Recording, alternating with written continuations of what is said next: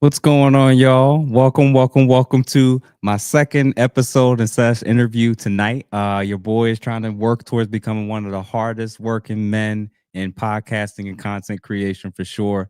I got one more interview lined up for sure tomorrow. But listen, y'all, again, thank y'all for those of y'all that tuned in about 15, 20 minutes ago with Dr. Alvita King. Definitely an honor. I can't wait to kind of rewatch that and just be able to store that in my memory banks of being able to bring on an iconic person and role model who I think has stood on truth and really represented her family and Dr. King and all of their relatives and her uncle and grandfather very well, and her father as well. So it was definitely an honor. So if you haven't check that out. Make sure you do after you check out this one for sure. So as more and more people start to kind of trickle in, if you I'm gonna highly recommend it, y'all. Every time that I do these lives, I always try to let people know and give people advance notice and state, as you kind of trickle in, make sure that you like this particular video, make sure that you share it with a few people. If you just like vibing out, listening and liking good conversations, this is a type of episode that we can kind of chill back, get some tea, get something to drink, chill, relax. If you got to smoke something, feel free. I think this is one of those, like, imagine if for those of us who went to college, or you were just hanging out with friends when you were in like your mid 20s or early 20s, and y'all was just hanging out till 2, 3 in the morning, kind of just vibing out and talking about life and ambition and your just general thoughts about things. And this was pre like cancel culture where people can kind of just talk and expound and really have thought out views of things. So I think this is going to be one of those types of convos as well, for sure. So again, shout out to the 32,314 subscribers. So that's seven more than we had about 20 minutes ago, as far as that's now joined the channel officially on YouTube. So listen, y'all, I've said it once and I say it again. Make sure you like this, make sure you hype up the video, and feel free to share it with 2 or 3 people if you can. And if you start to love and enjoy the content, listen, I, hit that dollar sign if you think that our conversations are good. If you want me to kind of pinpoint and notice something, or read it as we kind of get going with the conversation, if you hit that dollar sign super chat, I believe the minimum amount that you can submit is $2. Feel free to share it. We would greatly appreciate it. For those of you who, and shout out to the members, because as the members who are the ones that's kind of holding this channel down for sure. So listen, y'all, without further ado, because this is a guy who's starting to be making rounds, and I've been noticing and I've been seeing him consistently on the Peace Network for sure, in terms of panel discussions. And I just love how this dude thinks, how he processes things, and I think he's going to be a great addition into this space for sure. So without further ado, let me welcome to the stage Mr. Treu Table. What's going on, sir? What's going on?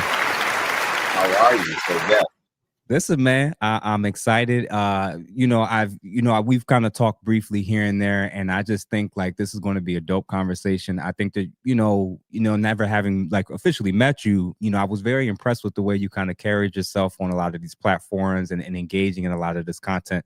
So, for people who are just being introduced to you for the first time, why don't you let them know a little bit about yourself, your background, and definitely your experience as it relates to doing this type of stuff in terms of podcasts and appearances.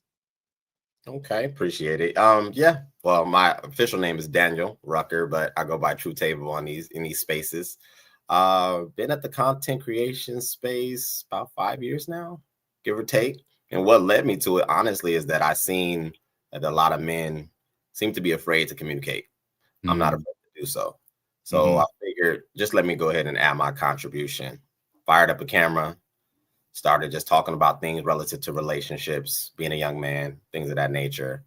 And it kind of spiraled from there. Got a few hundred videos on my channel, nothing crazy, but I like to see the maturation, what has been occurring, the panels, it introducing me to you, you've been introduced to me, and you're seeing the power of connectivity.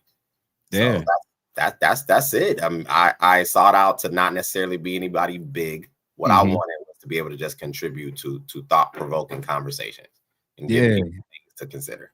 Yeah, That's me it. too, man. Believe it or not, that was my lane too, where I just felt like there was kind of a void when it came to, especially men. There wasn't a lot of men that I was noticing. It was always using certain talking points and just it wasn't like really well thought out, and they weren't always being like as objective and nuanced with what they were kind of critiquing or whatever. So obviously I found you on the Peep Network, And on that particular channel, I noticed recently that you guys had a little bit of a debate or conversation as it relates to what's been more damaging, feminism or red pill ideology.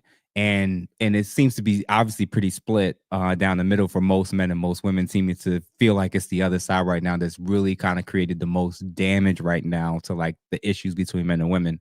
So I want to ask you that same question. Like, in terms of the overall damaging effect of what's happened to society and to culture and society, you name it, from your honest opinion, what do you think's been more damaging, feminism or red pill ideology, and why?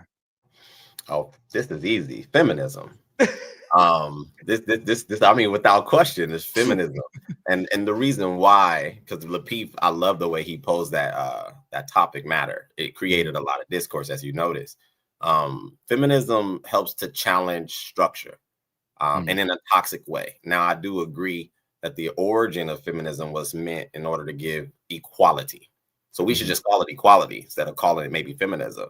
But over time, it's matured into this devilish like, toxic like, overgrown, spoiled child that now seems to disrupt everything that was foundational in our development as people.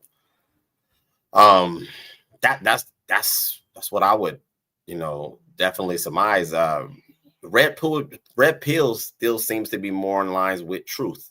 And people will say my truth and your truth and all of those things, but truth is kind of hard to argue. What I love about red pill and manosphere is that it's caused mostly the silent of the genders to have more conversations. I don't remember, you can tell me if you've noticed it, but I don't remember us particularly having a lot of exchanges with women, especially around relationships. I'm only 40 years old now, but yeah. And so I think overwhelmingly feminism has been the most damaging. Red pill manosphere, I would say, has been the most beneficial. Wow. Yeah, of course, obviously I agree. For everybody who's been watching this and kind of knows about me and my channel at this point, my view and lens was that I think that feminism was more of a destabilizing factor, right? Like like red pill doesn't tell men like not to that the nuclear family isn't important. Like, it doesn't say that women aren't important, right? And that's unfortunately, like you said, the modern version of what feminism has turned into. Those are things that a lot of the believers that believe in that's kind of their thing, where they think like they'll say like, do we even need men? They'll choose a bear over a man, right? So it's like the strange, and I agree with you.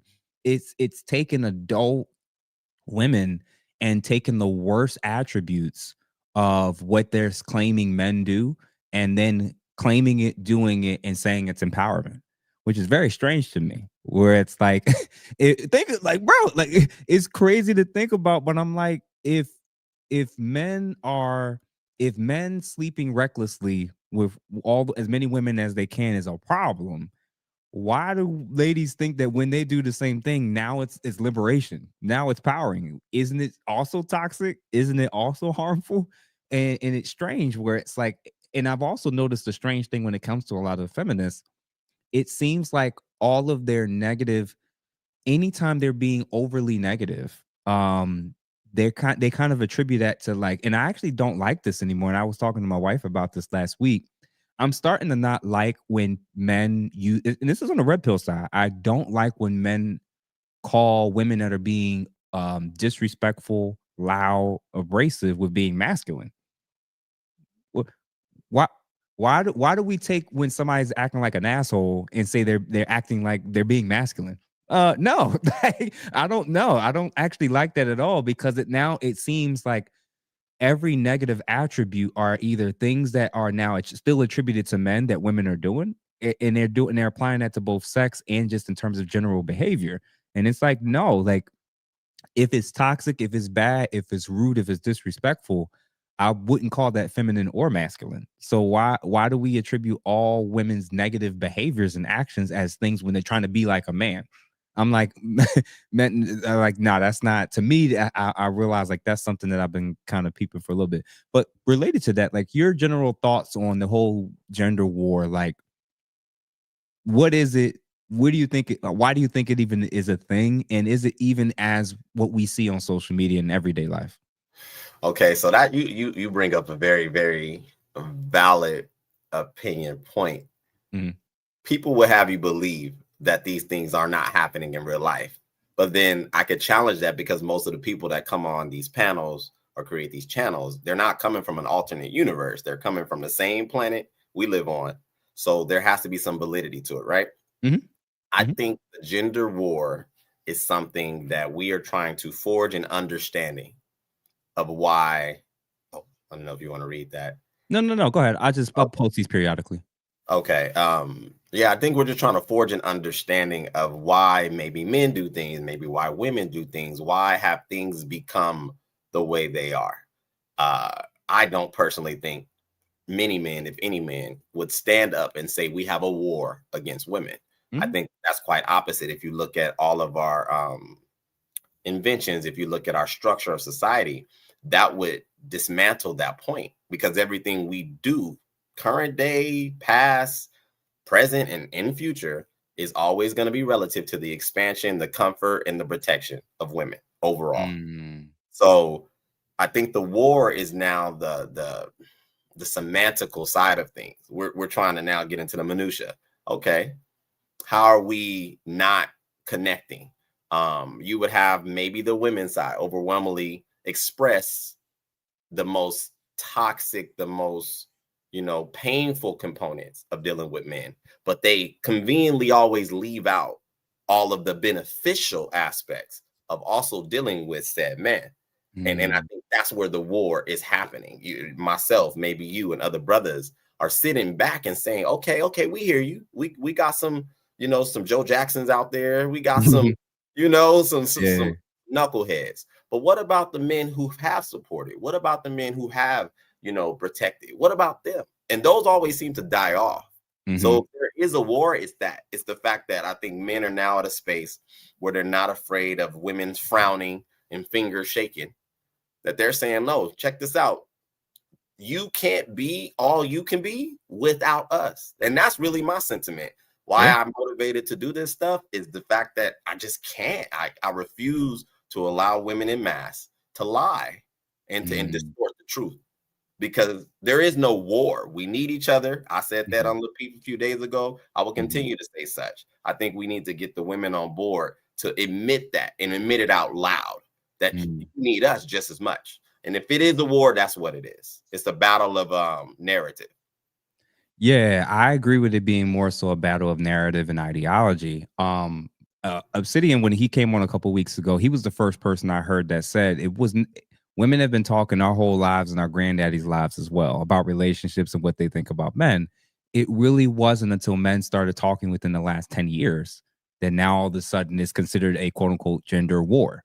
Um, in reality, I think it's a hybrid of what you said, right? In terms of um it's not nearly as pronounced as how it's coming off on social media, right? Generally speaking, most people are just minding their business, going to work, doing whatever. I've definitely noticed the uptick of people, women, getting on social media and saying this red pill stuff is ruining my relationship or whatever. And I could see and sense that because you don't know who it is that they're watching and listening to on the manosphere talking points, because not all suggestions, not all feedback, not all advice is good. It's particularly in terms of the manosphere space. There's what I think is actually going on in terms of the supposed gender wars. Two things. One, I think that the majority of people who are even truly engaging in this stuff, like really truly engaging in it in their actual real lives or whatever, I think the gender war is just hurt, burned, and unhealed people who are being the mouthpieces for both genders. To me, that's the actual gender war. That's I fair. think a lot of women and a lot of men who have really good, healthy relationships aren't even having these type of conversations. Yeah. They're not dealing with a lot of this stuff. They're not going through a lot of stuff. And I know that the algorithm on all these social media, counts, websites or whatever, they tend to reward like volatility, violence, shock value. And it's like the people who are very healed, whole, and healthy, a lot of them don't even go on social media to talk about the relationship. It's almost always the people who got something going on or upset about something or something happened to them. That's when they hop on the camera and kind of get going. So it gives this illusion that I think men and women are way further apart than they actually are. There's definitely some differences. There's definitely some things that we're coming to come into grips with. And I've definitely noticed, like what you said, as men are now being less swayed by female emotions and women's opinions on whether or not a man's allowed to feel or think whatever, Mm. I think that's very jarring for ladies who've been conditioned to think that their feelings trumps everything. Their Oh, feelings get to trump the workplace. Their feelings get to trump conversations. Their feelings get to trump whether or not they have to acknowledge whether they're right or wrong. I think they've been conditioned so long with their feelings being elevated and kind of being able to run culture and society the last 20, 30 years, that like as men are just being like, you know what, I'm not cool with that. You could think what you want, I'm going to think what I want, and you could say what you want, I'm going to say what I want. Ladies like, no, no, no, you're not allowed to say that. Now they're now coming to grips with what the people say all the time. Privilege is invisible to those who have it. i absolutely. I think ladies are now having to reconcile constantly claiming and stating how over encompassing the patriarchy is, while simultaneously bragging about how they're outdoing men in all these areas, while Mm. simultaneously talking about all these properties that they're purchasing more than men, getting all these degrees, getting all these advancements in their careers, and being able to be just as free as men are in terms of who they want to date, who they want to sleep with, who they want to have kids with. They're having to come to grips with claiming the patriarchy is so dominant and over encompassing of their lives, all these advancements and the outcomes of what's not working out. And now men are starting to adapt and change to the market that they've now set and create.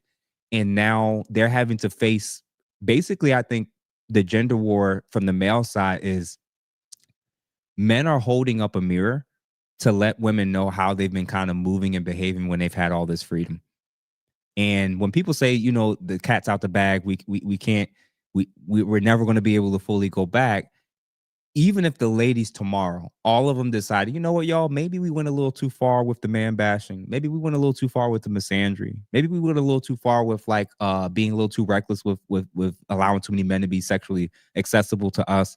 Maybe we've been a little too loose with who it is we were giving children to. You know what, ladies, let's all be traditional. Let's go back and kind of try to work with men. Men saw what ladies in mass were willing to do when they had all their freedom. We now saw what you were willing to do when you had the opportunity to do whatever you want. Yep. And it's And that's something men can't, most men are never going to be able to when you had the ability to do what you want to do with abortion, sleep with who you want to sleep with. We saw who you chose when you were your youngest, fittest self. We saw all the moves and choices these ladies made. And now many of them are having to deal with the consequences of that as men are starting to stand on it. And the ways in which men stand on it isn't always overt, right? mm, Like a lot of men standing on principles is he's not going to marry her. absolutely. He's going to just sleep with her. And then when men get to a certain point in status where they actually even start to have value for themselves, Mm. they now don't even entertain certain women anymore. Oh, you did what? You got a link to what? Oh, you was with my home. Oh, okay, okay, okay. Have a right. That's what I think is going on. The gender war from the female side is they're reacting to the social conditioning of what feminism and the culture has been telling them about men, but now they're reacting to the consequences of how men are now moving Mm. and what men are saying with that mirror of showing, yo, this is how y'all looking, and this is the results of what you get when you move and dress and act like this. And the second thing, when we talk about this whole gender war, bro, and I want to see what you think about this. Okay. I don't think women are so conditioned to viewing battles and wars through the lens of a war with words Mm. that I don't think they actually understand. If men truly hated them in mass, if there was actually a gender war, there'd be no battle. Absolutely. In fact, men wouldn't have to talk to y'all. We would just decide what things are going to be. And it's strange because there's literally other countries in our lifetime right now, presently, where women got to wear certain things. They can't work at certain places. They can't look a man in the eye, or they got to, be in certain spot. Like, the only thing that's allowing that to be is the men that just decided in that particular country or culture that's what Mm, the rules are.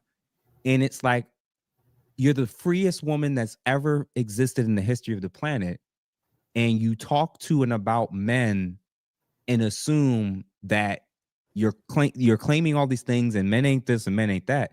I don't mm. think the ladies are realizing, like, if y'all keep pressing harder and harder, there's three options. There's three options, ladies. Men can leave you alone.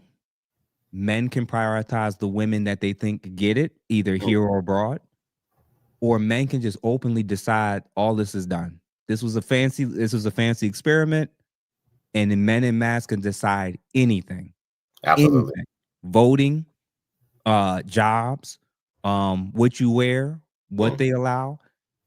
Y'all got to realize that in this country alone, they were able to enslave an entire racial group. Yes.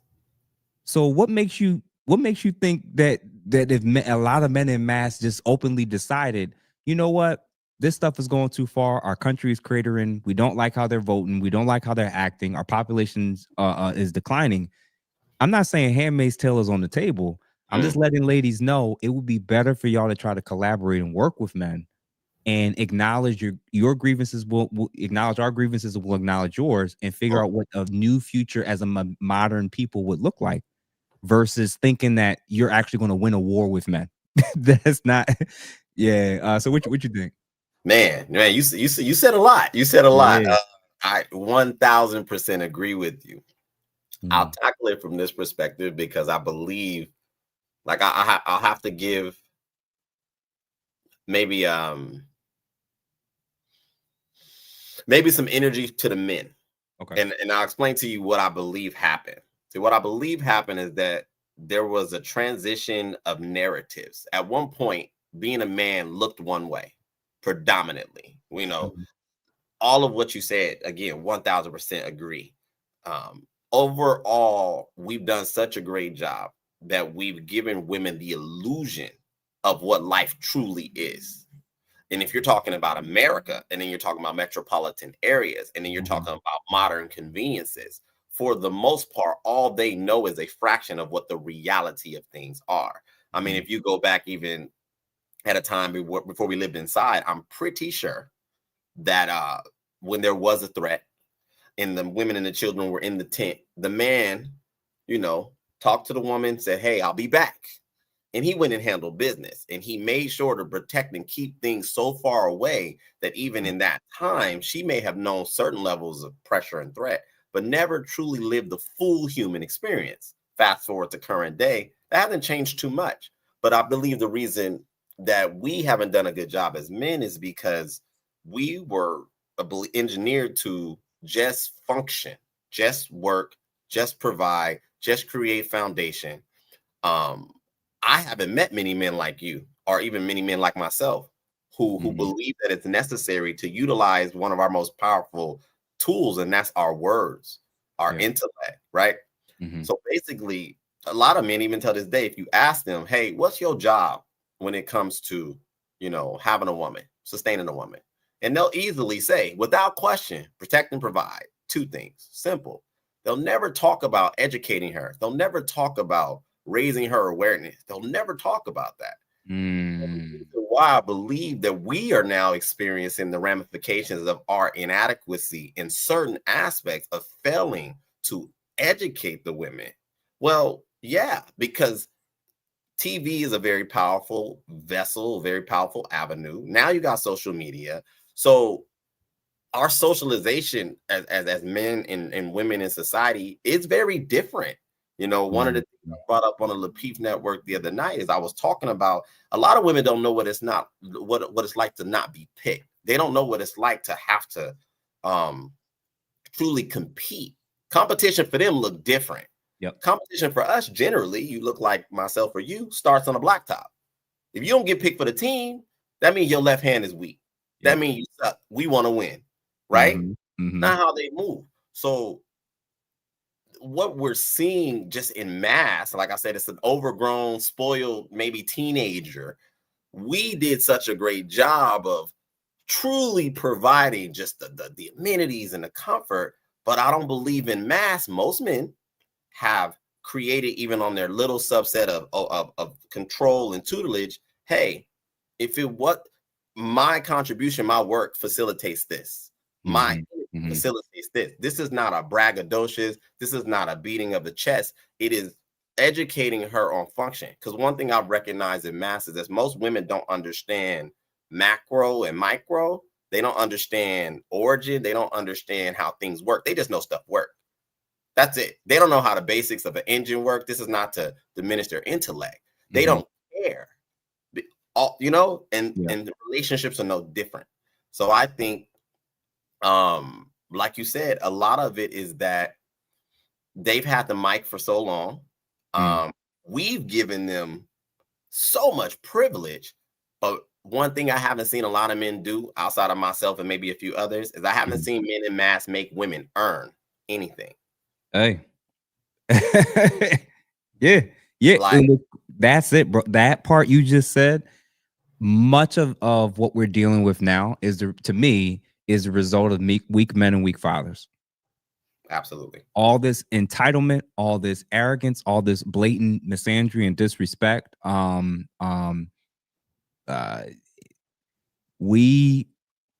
when I say the collective we, because each of us individually may or may not have done these things.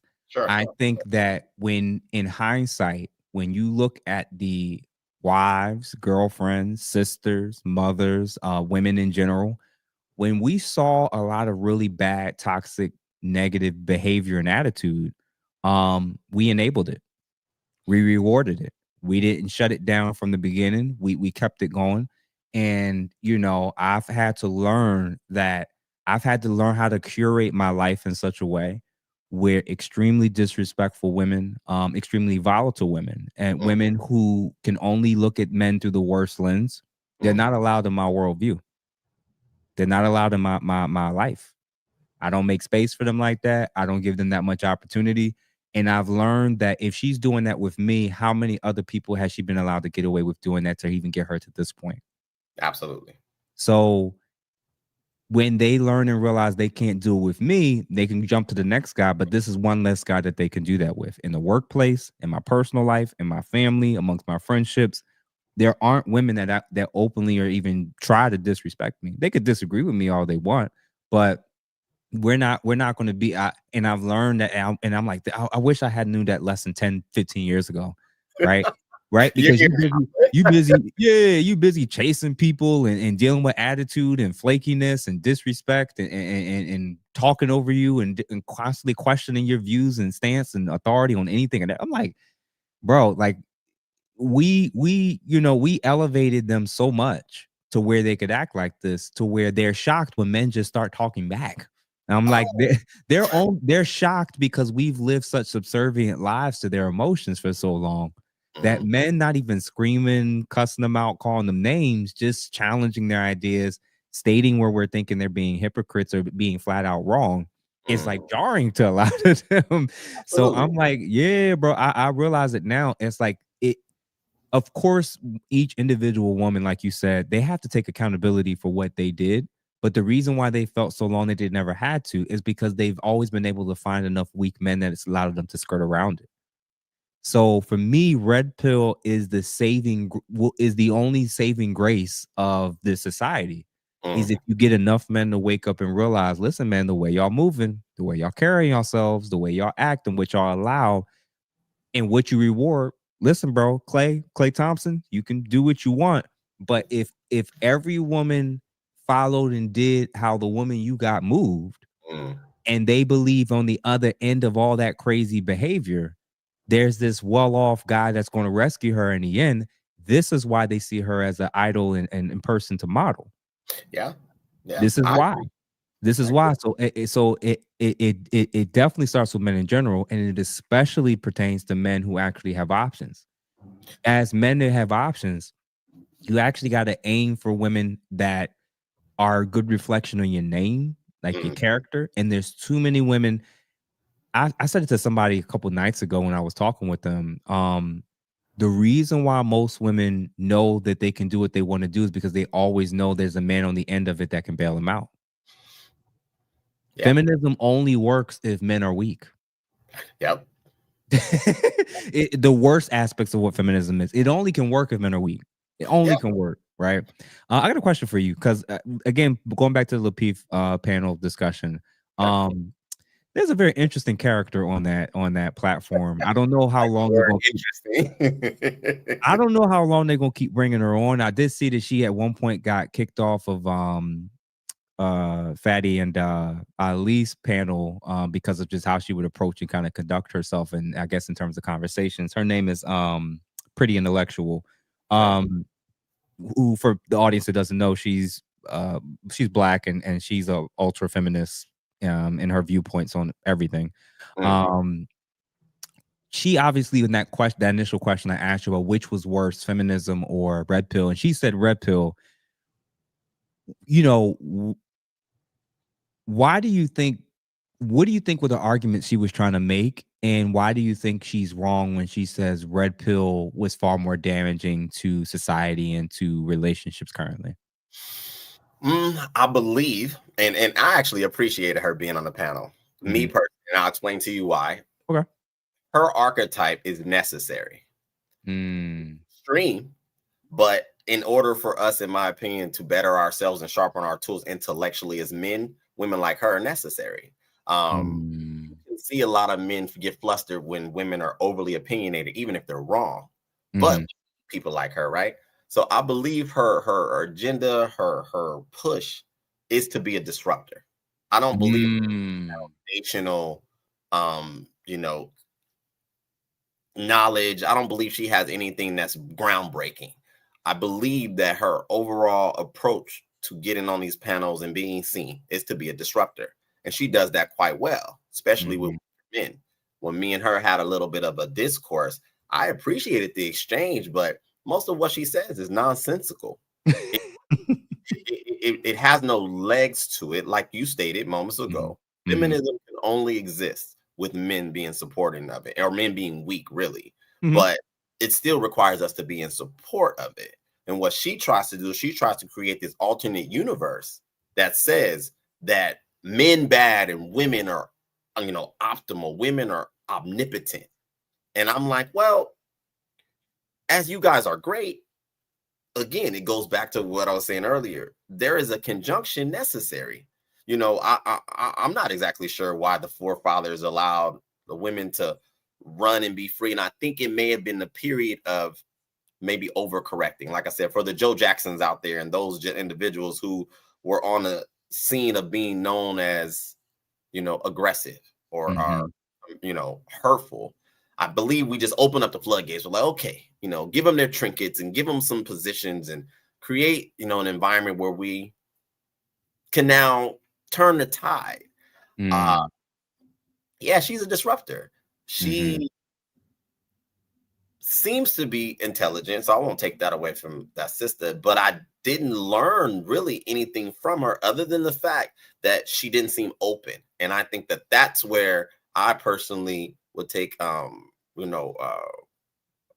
issue with that, because we're going to have a conversation. I would hope that it's mutual to some degree. Teach me, maybe I can teach you, maybe we can learn from each other.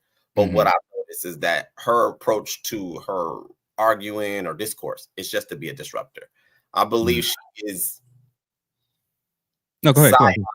Mhm. You said to she's what? psyoped to really think that the society that we know as is exists Mm. only because of women's omnipotence. Men are completely incapable of forward thinking. Men are completely incapable of being caring or nurturing. Men are completely incapable of being intelligent. This is what she was trying to spew. As you've Mm. seen, that was not true. Myself and some other men on the panel had no problem having conversation with her, and she had to bow out at some point. But she's a disruptor. I didn't even know she bounced around to the other panels, but that was my Mhm. first time interacting with her. Just disruptor. Um, Yeah. You yeah, know what? go ahead. I'm sorry. Yeah, you're the first person to actually, to me, that's actually stated exactly what it is. because when you approach conversations in good faith, even if you disagree, you're going to at times literally try to listen. You're literally going to concede when there's clearly some truth on the other side. If you don't agree with everything, there's got to be something that they said that's a reference point of truth. Sure. And she always, her and many women of that archetype, they are the stronger they believe in feminism, the less capable they are of having actual conversations with men.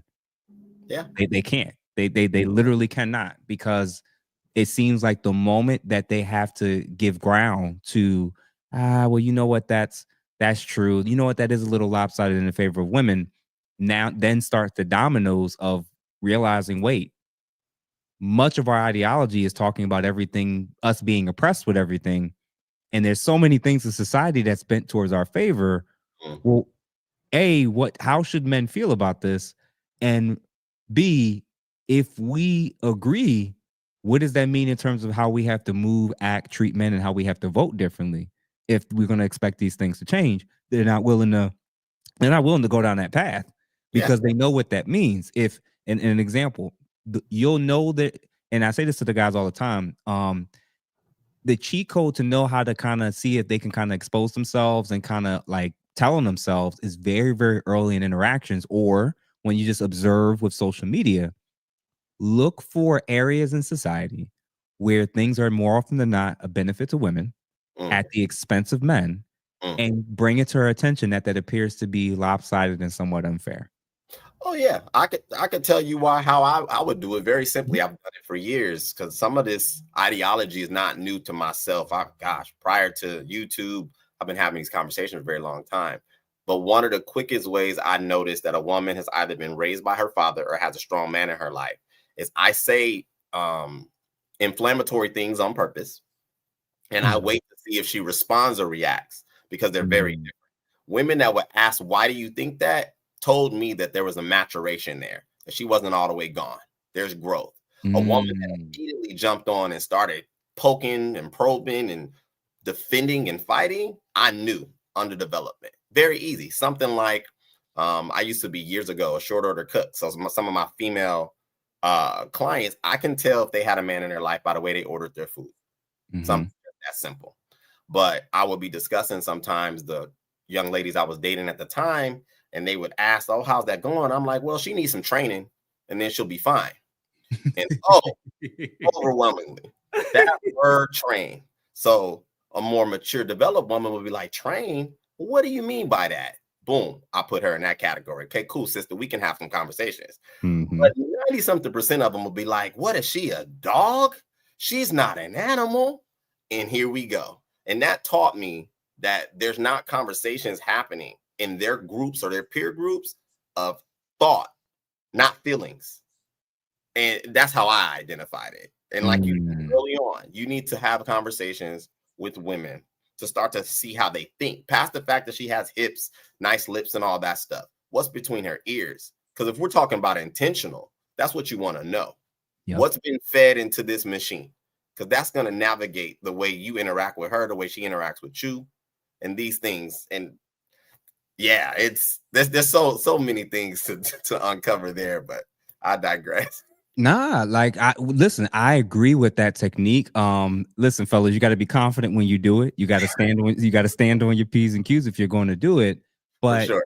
it's areas that for sure it's a high likelihood that women who have very strong opinions are going to kind of out themselves. Mm, It Listen, I've had conversations with ladies where I'd make a comment like, nah, if I feel like she's showing too much or she's exposing too much, I'm gonna put her in the category of somebody I can't take seriously.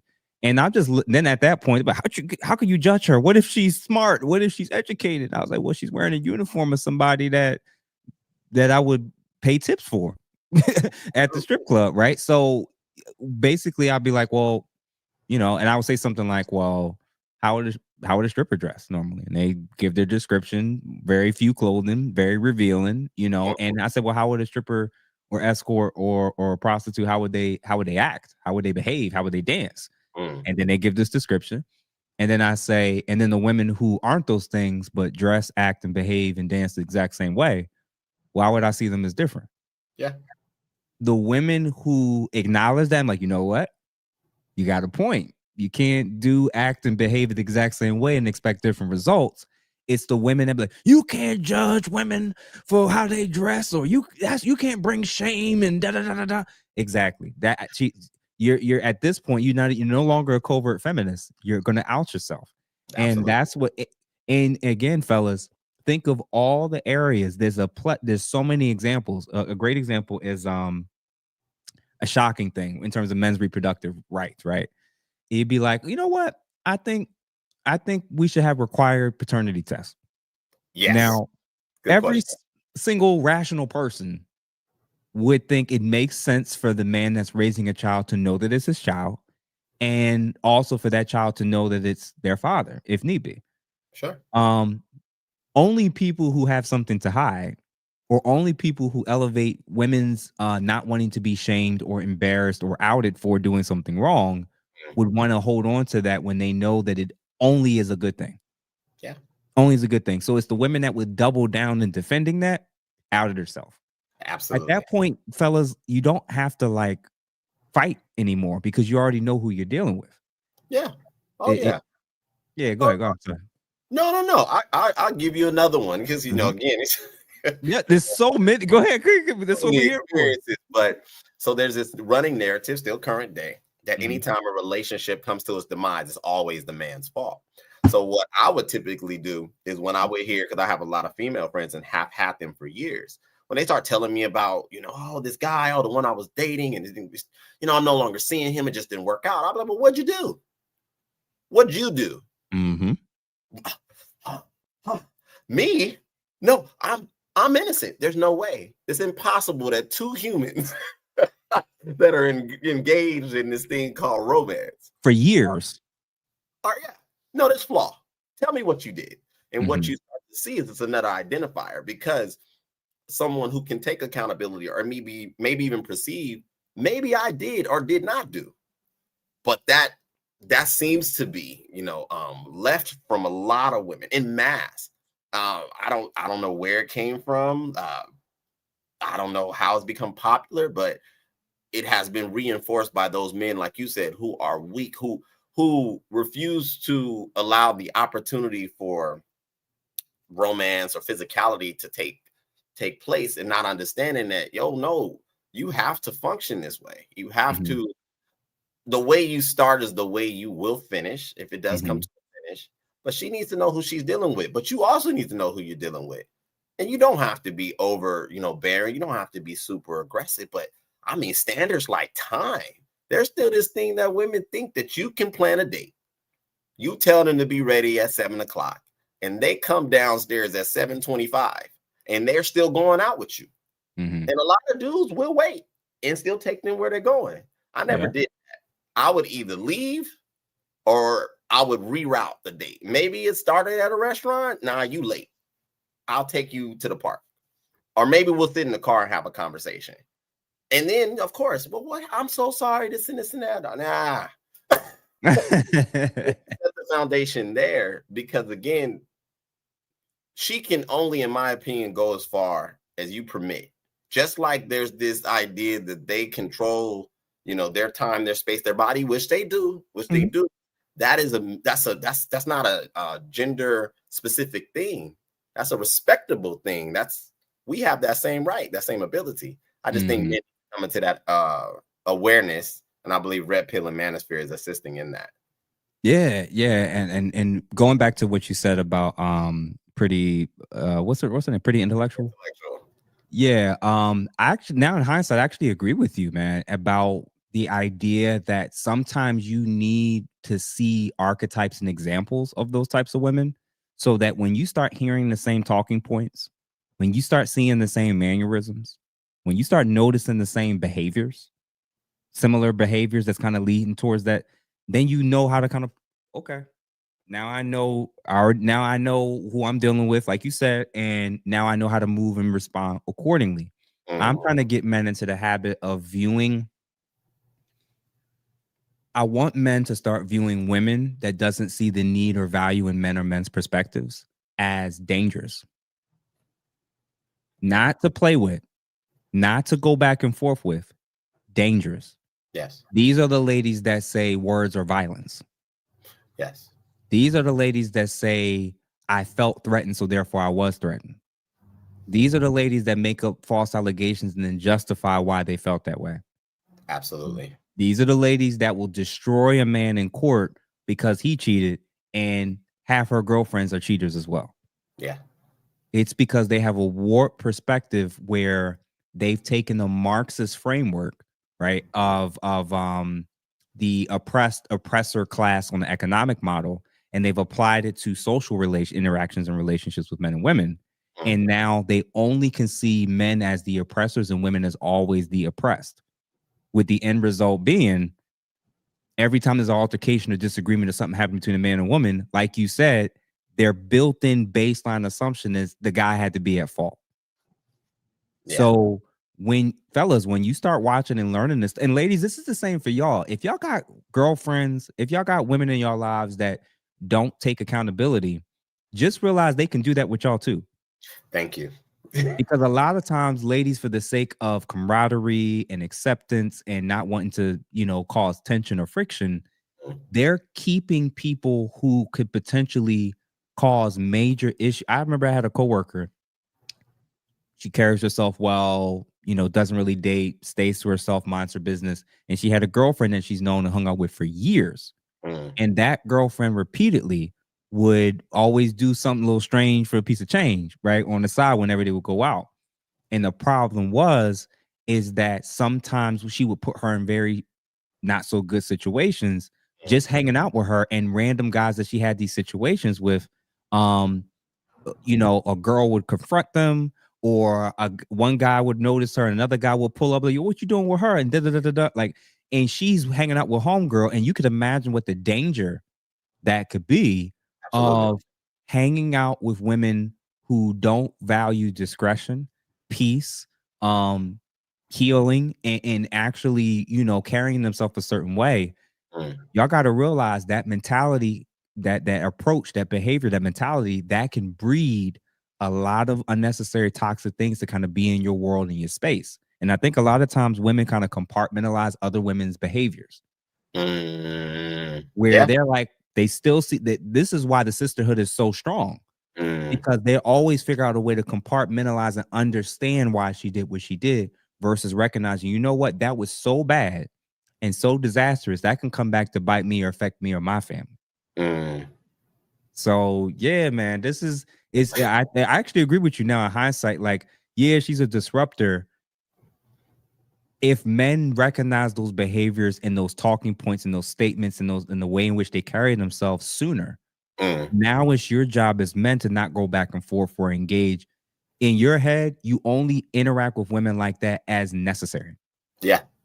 Only necessary. And outside of work, like if outside of me having to interact with you, they're just not a part of my worldview anymore. They're just not.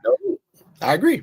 I got no space for them. Like, again, we have to treat women that have a misandrous, ultra feminist approach with men, and very adversarial and anti-male and anti-men with everything. We have to treat, I want to use liberal for the sake of it, but it's more so like a ultra far liberal progressive mentality that's like too far to the extreme. We have to treat those types of women like how women treat broke men. Yeah. Whatever it is he ain't gonna get it. Yeah. And that's how I feel like we got to start treating those women as the equivalent of broke men for us. I agree. I know. I agree. It's how we're gonna get there is gonna be the challenge, because I used to assume prior to maybe 2-3 years ago there was more brothers like you, more brothers like myself. I've been edified. I've been educated. But we may be 10%, bro. In the black community, we're probably 10%. Easy. See that sad. Okay. A lot of these things are easy to navigate. But it is kind of what you're speaking to. You can't. First of all, I hate the word compromise. The word compromise. I've heard that since I was young, old heads, hey, man, the only way to make a woman happy, you got to compromise. I disagree. Me personally, I because compromising what depends. If we're gonna, I want Japanese and she wants Mexican, I can compromise there. I Mm-hmm. refuse to compromise principle. I refuse to compromise standard. I refuse to compromise integrity. And what I notice is that depending on how pretty she is, that man's standards will slide according to her visuals. And that just cannot be. Yeah. That's so someone like a pretty intellectual, arguably, whether she's pretty or not, she's pretty as somebody. I Mm-hmm. wouldn't care how attractive she was, because the moment she started spewing that venom, you're disgusting to me. Like, first of all, you're a woman. So I kind of have an expectation that there should be, in my opinion, more edification, more poise. Mm-hmm. They toxic. And like you're saying, we cannot allow women like her to walk around, and like you said, they're dangerous, and they truly are. End This, up in a situation that could alter your life and alter mm-hmm. your lineage, all because Mm-hmm. you compromise. This is the crazy part. I actually have the same feelings about the men that enable that behavior too. Yes, I sir. cannot do life around men that act, move, and behave as this, like you said, women are basically demigods walking around here. Yeah. Where, like, think about it. It's always my view with men, and it's not about, oh, I'm an alpha, I'm a red pill, I'm this, I'm that. It's the concept of weak men that allow women to disrespect them will be the first men that will side with women even in their bad behavior, which is what's enabling this stuff in the first place. So the moment, like for instance, women are allowed to do what they want with their bodies, right? They're allowed to do sex work, they're allowed to strip, they're allowed to dance, they're allowed to be traditional, they're allowed to do whatever they want. Sure. I'm not cool with either men or women disrespecting each other. And when I see and observe men that allow that for the sake of having access to a woman, that's a man that's capable of doing anything in my eyes. Absolutely. He'll do anything. He'll accept anything just for the sake of being accepted by a woman. Yeah. And he'll co-sign her behavior. He'll co-sign the I can't. And when I see men and or women that either allow this stuff, co-sign it, or, and of course the worst part of it is basically panderers.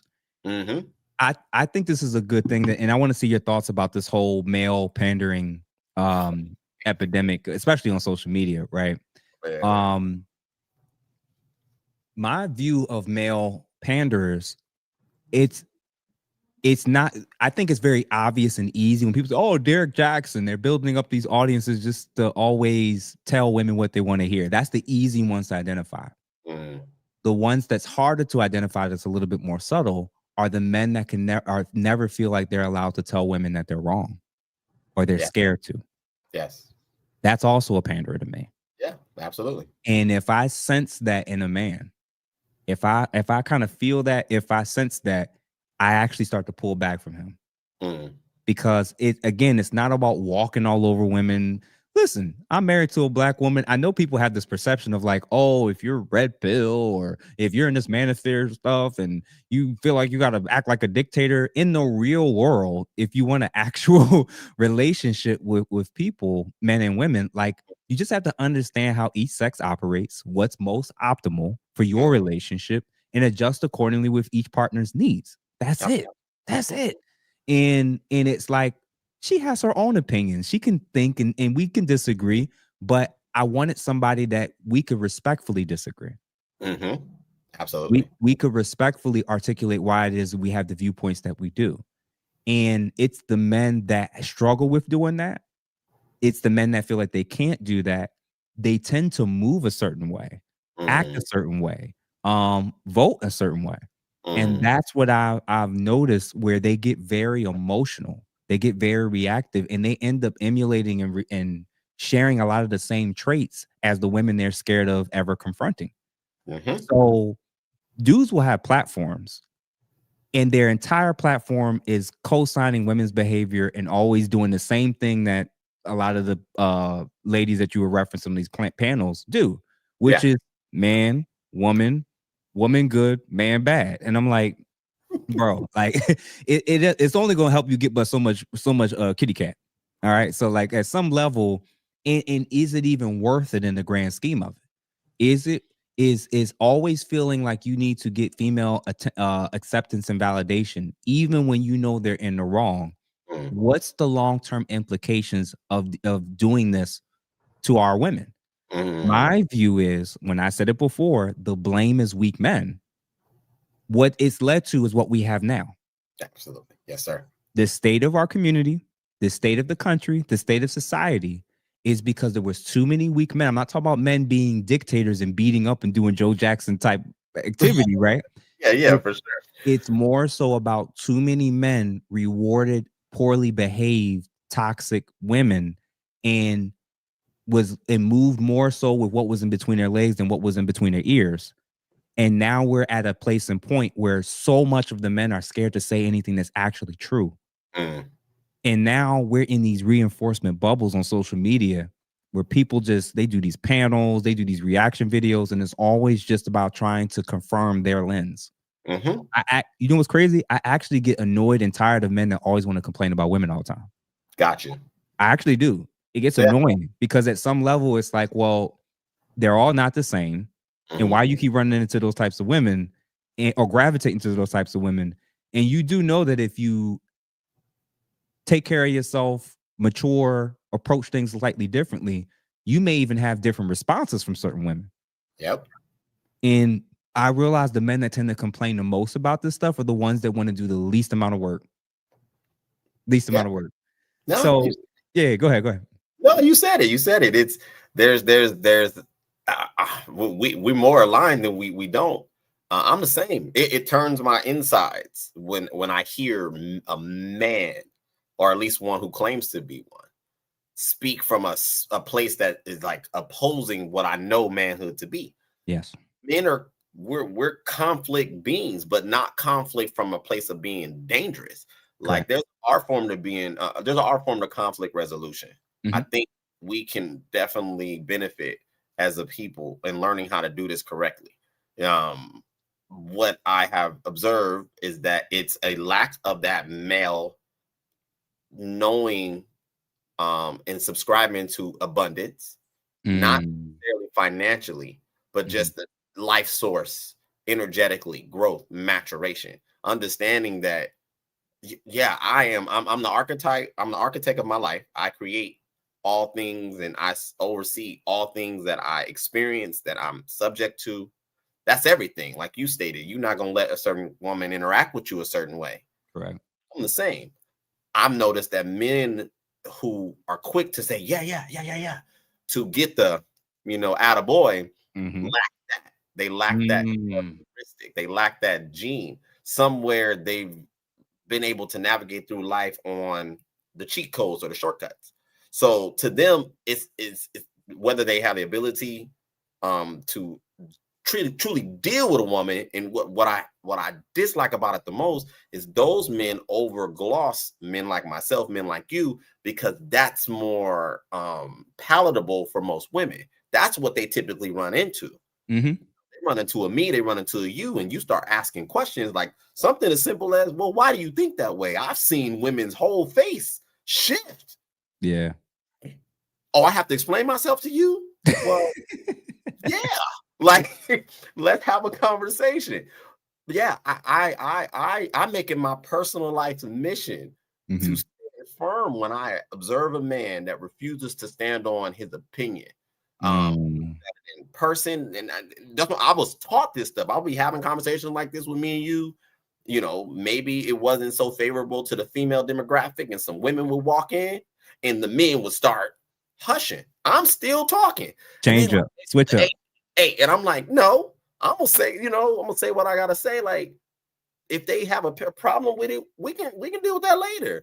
But I learned that yeah, I don't like to live on two sides. I like to know you. I like you to know what you're dealing with. I Yeah. don't want to be one way outside and one way inside. I'm consistent. I got beef with you. You gonna know it. If I have a problem, you're gonna know it. So Mm-hmm. I personally do take a gripe with men who don't understand that most women, in my opinion, when you do that, you're creating a false narrative. They see male, they see biology, and now they associate that behavior with all of us. Yes. Where Yes. And that now you get listen, now you get the talking points of, well, a real man will be okay with this. A thing, real man would accept this. It's because they're basing the lack of standards that men should have off the men that have no standards. absolutely. They're creating the issues. I'm like, bro, y'all don't realize what y'all are doing to society when you do this. Oh my God, this is bro. This is good stuff. So real quick, y'all, if you're in the chat, make sure you like this video for sure. Make sure you send it to 2 or 3 people. I'm already enjoying this conversation with Brother True for sure. Oh snap. Hey, Eric Lloyd, appreciate you, good brother, for the $50 super chat. You dropping the 50 bomb for sure. Appreciate you, good brother. Ever since I started noticing him, since Dr. Tiasan Johnson, he's one of the most faithful, consistent supporters for sure. Oh yeah, listen, y'all. There's a lot of people in the chat, and there's a whole lot of people who didn't click that $sign or like or press the like button. So if you pick one of those or both of those, I'm gonna greatly appreciate it for sure. Yeah, man. So I absolutely agree with you on every single point that you made. I see it in the comments. This is another cheat code for the other side of how to expose the types of men that have that mentality. Okay. It's not just the men who also are trying to suck up to women and always excuse their behaviors and always figure out a way to spin it back on men, even when it's truly the woman's fault. It's also the men that are so jaded, so angry, so pissed off at all women. You'll see it in their comments when you and a woman may disagree. She may make some point that's not true or not or a contradiction of some kind, and they'll be like, "Nah, you should have really went off on her, or you should have cussed her out." And da da da da da. And I'm like, do y'all actually talk to women? Do you actually have actual conversations with women, or do you just approach life in such a way, well, I'll lay down the law? And I'm like, bro, I'm not trying to do it's annoying. It's Yeah. annoying because it's like, yo, like, are you so if the goal is just to be entertained and it's not to actually have a conversation, and the goal is not to point out some potential flaws within feminism, if the goal is not to try to get the person I'm talking to better understand why it is that I and many other people may see and feel differently about it, then the goal is just to dunk on women to make them look bad. There's literally 100 there's 1,000 channels of street interviews and panels and people, women sitting at tables of men trying to make them look dumb. Yeah. Men trying to make them look stupid. Yeah. Y'all got that in every space in the manosphere that y'all want to find that in. So like, it's the men that feel so angry with how life has treated them and how the woman they chose or tried to pursue treated them, where it's now like they're now trying to project that onto those of us behind the microphones. Like, you should have cussed her out, and you should have did this, and you should have did that. And I'm like, y'all don't know that like trying to match women's energy is the most effeminate thing a man could do. Absolutely.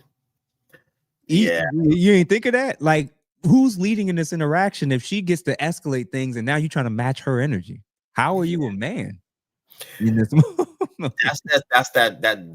I know exactly what you mean. Those men, I would go back to, like I said, I don't believe they have an abundant mindset. I believe the set it and forget it community, and males and females share this alike. There's certain people who look at life extremely binary, black or white, this or that, and that's okay. And there's a lane, there's a community for people like that, but the one thing those men, I believe, lack is adaptability, understanding that each approach, okay, maybe the woman that you try your best line on or your introduction on, maybe she met you with that energy. Maybe one you actually landed at some point, the girl in high school, and then 10 years later, whatever, she matured, you didn't, whatever the case may be. But how adaptable are you, my brother? Like, how dynamic are you? That's what I've noticed with men in general, but especially those archetypes. They don't understand that. When I used to go out a lot, and I used to go out a lot by myself, and a lot of young men, whoever, would just talk to me, whatever, hey man, nice shoes, whatever it may be. And 2 minutes later, hey man, listen, hey, see them girls? Let's go talk to them. And I always was a lone wolf. I don't need your help. Like, leave me alone, right? Mm-hmm. But they always had a template. They always had a line. They always had a menu. And all they thought was, well, the reps. Just do this. And eventually, I never subscribed to that. I always felt you should be able to read the room, know your audience. And if you do attempt to introduce oneself and it may go a certain way, you should have a tool kit to know how to deal with even rejection or whatever it may be. So men like that, I believe, have not either gotten their knees scraped or bruised, haven't turned enough tools, never been punched in the face, like literally, because that's what manhood is. And dealing with a woman saying no or her opposing your approach, and that goes down your back like water on a duck, and you keep it moving. Literally. Yo, your component about masculinity. If I ever started writing about this, one aspect that I realize now that I think is an integral part of what it means to be a man and be masculine and masculinity is the ability to be able to disagree with the women around you. If you can't do that as a man ever, I mean, you're effectively a man with a female brain. I would, yeah. I'd question right? I'd absolutely. Yeah, because unless your presupposition is that all women at all times are always right around you 24/7, at some point you're going to have to disagree and be okay with what the response and consequences of that may be. That may mean you may not go on a second date. That may mean that you two are not compatible. That may mean you're not going to be invited to the next event or outing. If you always feel like you can't ever do that as a man, politically, socially, recreationally, you name it, my guys, like, I don't care what you think, even if all the women around you saying, see, this is a real man right here. In fact, I would argue that's not a compliment in 2025. Absolutely. That's not a compliment in 2025 with the nature of how deep this stuff is right now. Women who have a healthy understanding of men and masculinity, they really ain't running around like, this is a real man. They're not even engaging in these conversations. It's always the women who don't have men or have an unhealthy view of what men are supposed to be. They're the first one to say what a man is and should be doing. Yep. That's what I noticed. That's what I've noticed. Again, that's what I've just noticed that all the women that I've known, whether they're college educated or not, make $200K, $100K, $50,000. They have their money and their approach to men kind of stays the same regardless of their bracket of income, regardless of their educational status. It may be a combo of their upbringing, their training, their great observational skills. Who knows exactly what's the combo of how they became to be like that. It's the women who have this very visceral, you ain't a real man unless you accept my 3 kids. You ain't a real man if you can't accept that I used to sleep with men online for $3.99 a month. Like, what are we talking about here? Like, and I keep saying it, they're only like that because there was men that rewarded them for being like that. So, fellas, we could treat the manosphere of always complaining and talking about ladies, but fellas, just realize, like, if you still got an OnlyFans subscription, you can't complain. Yeah. If you pulled her off the pole and tried to put a ring on her finger, you can't complain. If you saw her congratulating Cardi B for being pregnant while she's still married to a man that's gotten 3 or 4 other women pregnant simultaneously, you can't complain about the quality of women because you're the one contributing to it, buddy. Yeah. So that's funny. I'm gonna segue interracial relationships. Listen, bro, it's a very interesting thing, and I love the conversation I had with Tommy Sotomayor when he talked about how in this particular area there's a whole lot of double standards that a lot of men, for whatever reason, wasn't kind of like aware of or like aware of what was going on. And it really it hit me in the past when I was in a previous interracial relationship, but it really drove home when it came to this most recent election. Okay. And in terms of Donald Trump and Kamala Harris. And the reason, which was interestingly enough, is that Mika from Pop Culture, me and her talked about this as well, because she has a biracial background. She said the reason why women have a different response, or particularly Black women have a different response when it comes to interracial relationships that men engage in versus the ones that women engage in, is because women have the jealousy factor when they're looking at men engaging in it, and they don't have that same jealousy factor when they're looking at women's behavior. And number two, somebody else said, I think it was Obsidian, his stance is that a lot of Black women, because they're so loyal, they believe in the concept of first right of refusal. So their lens is, you can't go out and be with other women that are not like us, unless we've had the right to reject you first. And I'm thinking about it, and I'm like, wait a minute. Some of the men that are dating interracially, y'all don't even like or want. Yeah. Number two, some ladies have a tendency to only want a man after he's already been claimed or, taken by another woman. Now she finds him more attractive, or now she wants him because apparently this other woman has screened him out, and now he's apparently a good guy. That's a thing. Right?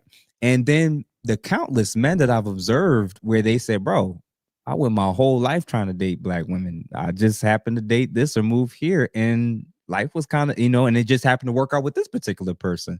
Yeah. And then lastly, when I brought up the Kamala Harris, Donald Trump election, I reimagine. In fact, we don't have to reimagine too much. If you compare Kamala Harris and the response of her being in an interracial relationship amongst foundational Black Americans, and now reimagine Barack Obama. They ran the same, like they run the same way. You run on hope and change. You run on whatever. Would he have had anything close to the success that he did if he had had a white wife? Absolutely not. They had to bury Barack. They had to bury him. Hold on, because my question is this: why, again, outside of what Mika said, that's the only explanation I can make for why it is that it almost never came up at all in last year when it came to Kamala Harris being with a white man with white stepchildren. But if any Black man was in the same exact scenario, they wouldn't have. Not only would they not have supported him to the same degree, I highly doubt they would have been threatening cutting off people in their family and friendship groups if they didn't support a Black man that was married to a white woman with white stepchildren. So, like, please tell me, A, I'm not crazy, and then B, what's your thoughts about this whole double standards when it comes to like interracial relationships and who people tend to be supportive of or against and stuff like that? You were definitely not crazy by no way, shape, or form. This is so multifaceted. Yeah. And I've said this. I like the idea that if we're talking about particularly Black women, they like they like to live in the pseudo authority of being able to navigate Black men's decisions, especially romantically. So I do think that they believe that we need permission. Like the movie Planet of the Apes, when you put your hand out, they got to do that. Yeah. Like, clearly we're only allowed to breathe, exist, and journey through life with their permission. So I like that idea. I think that's actually pretty accurate. Taking it a step further, interracial relationships are polarizing mainly because I believe that there's a unique comfort level that Black men and Black women have amongst each other. I've observed that. I believe it's true, and there's nothing wrong with that. Most racial groups tend to acquiesce to their own, for a number of reasons. But I believe on top of that, I think what it does reinforce is something that Black women know that Black men don't, that we are actually the most dynamic man on the planet from a biological perspective. In all groups of men, when they talk about masculinity, generally speaking, you can close your eyes and start talking about men. Generally speaking, most people would subscribe to the idea that he's going to be tall, muscular, have bravado, broad shoulders. He may be somewhat, melanated, but he's going to represent in all those descriptions someone who's like us. That in itself is a society, position of status. It's gold biologically.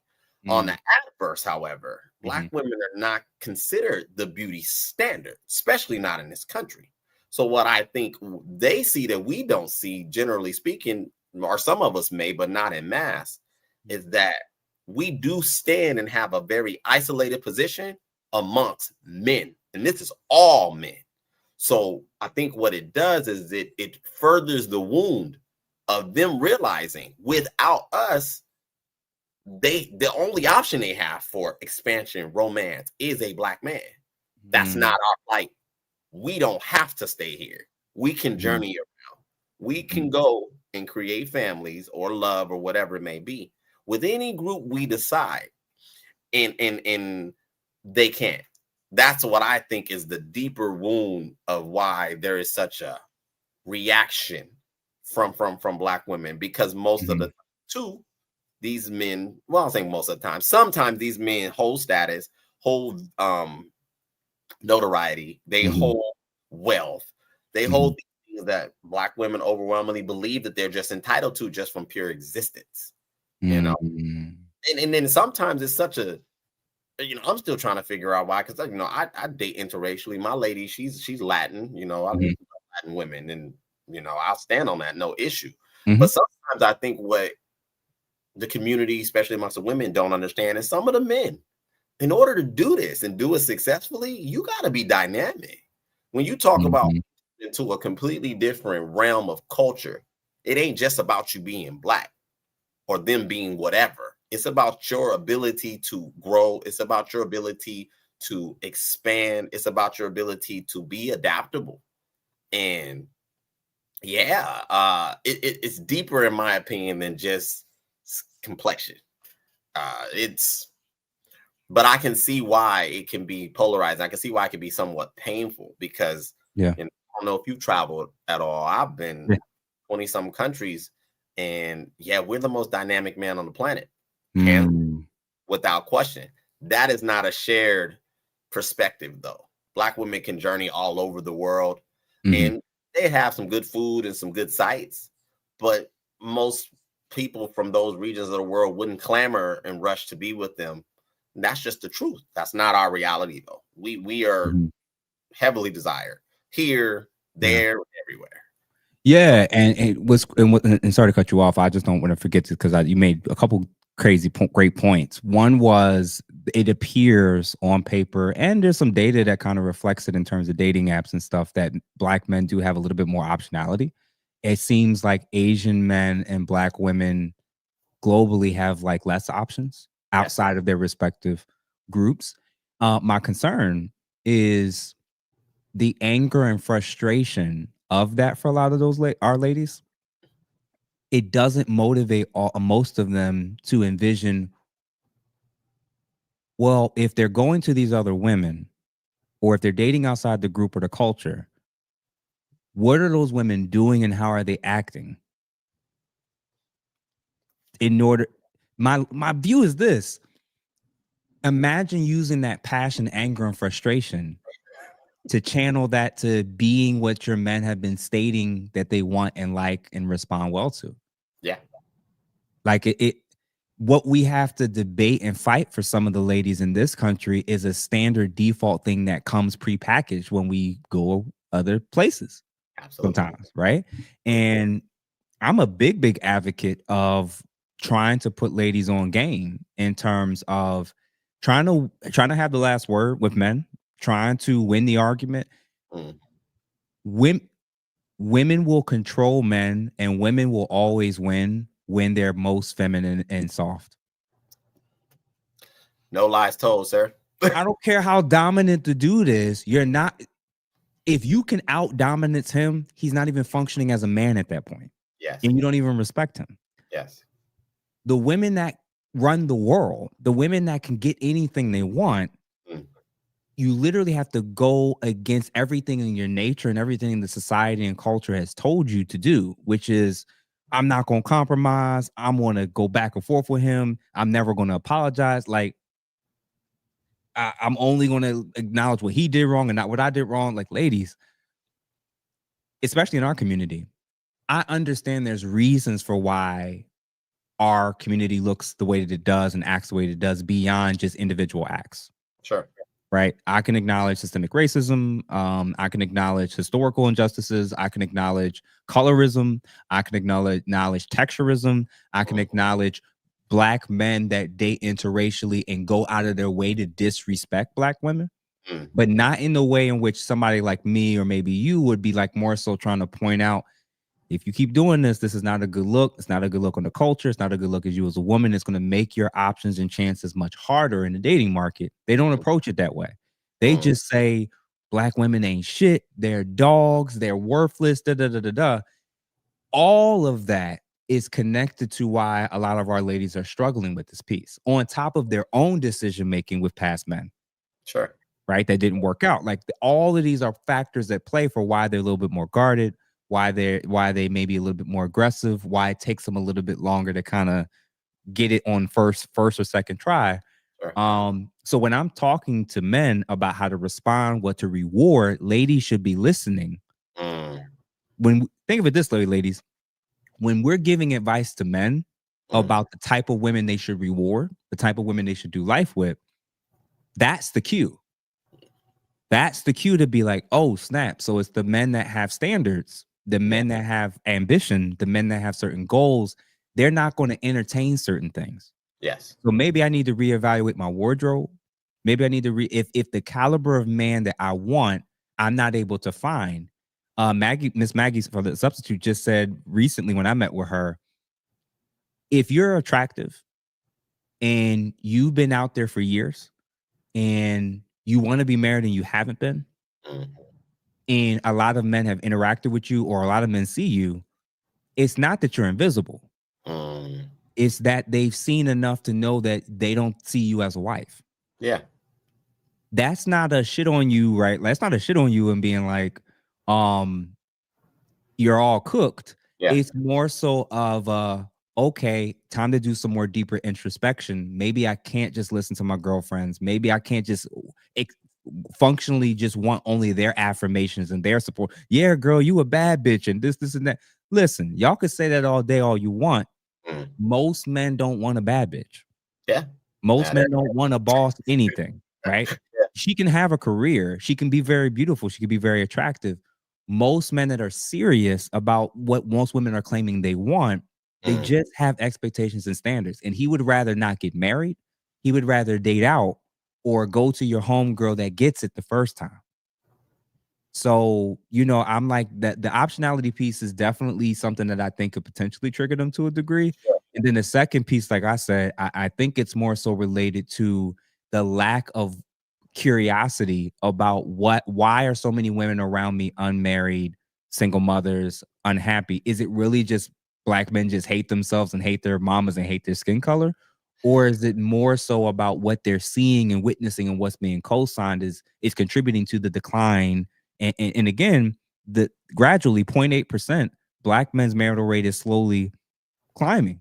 Yeah. So I'm like, if they're still getting married, and the stats say what they say in terms of the overall community, ladies, you're totally fine if you don't want to get married. This message is just for the ladies that do, or for the ladies that do want to lock in with a guy. You just got to view and start to see this stuff a little bit different. Now I got to show this because my homegirl pulled up on me.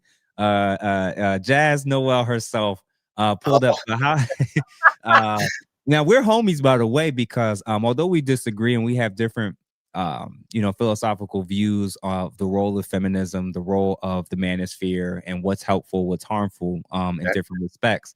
And we can disagree about each other's approaches to social media or just with stuff like this. Jazz has never disrespected me.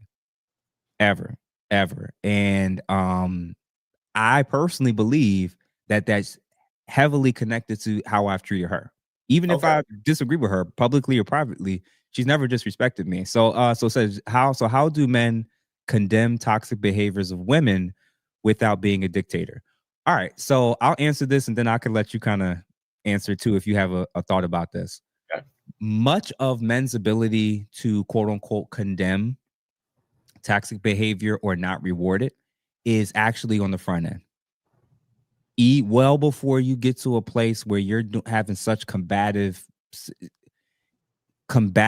ongoing issues and challenges in relationship. The screening process for men is actually how you start to address some of these things. Now, the way to do it is, and I'll give an example. Women will say all the time, their mouth gets them in trouble. Mm. It was like, oh, I messed up on a good guy because I couldn't control my mouth. You know, I said this or said that. As a man, I pretty much give 2 chances. Mm. I give 1 to 2 chances, and it depends to the degree of what comes out your mouth. For sure.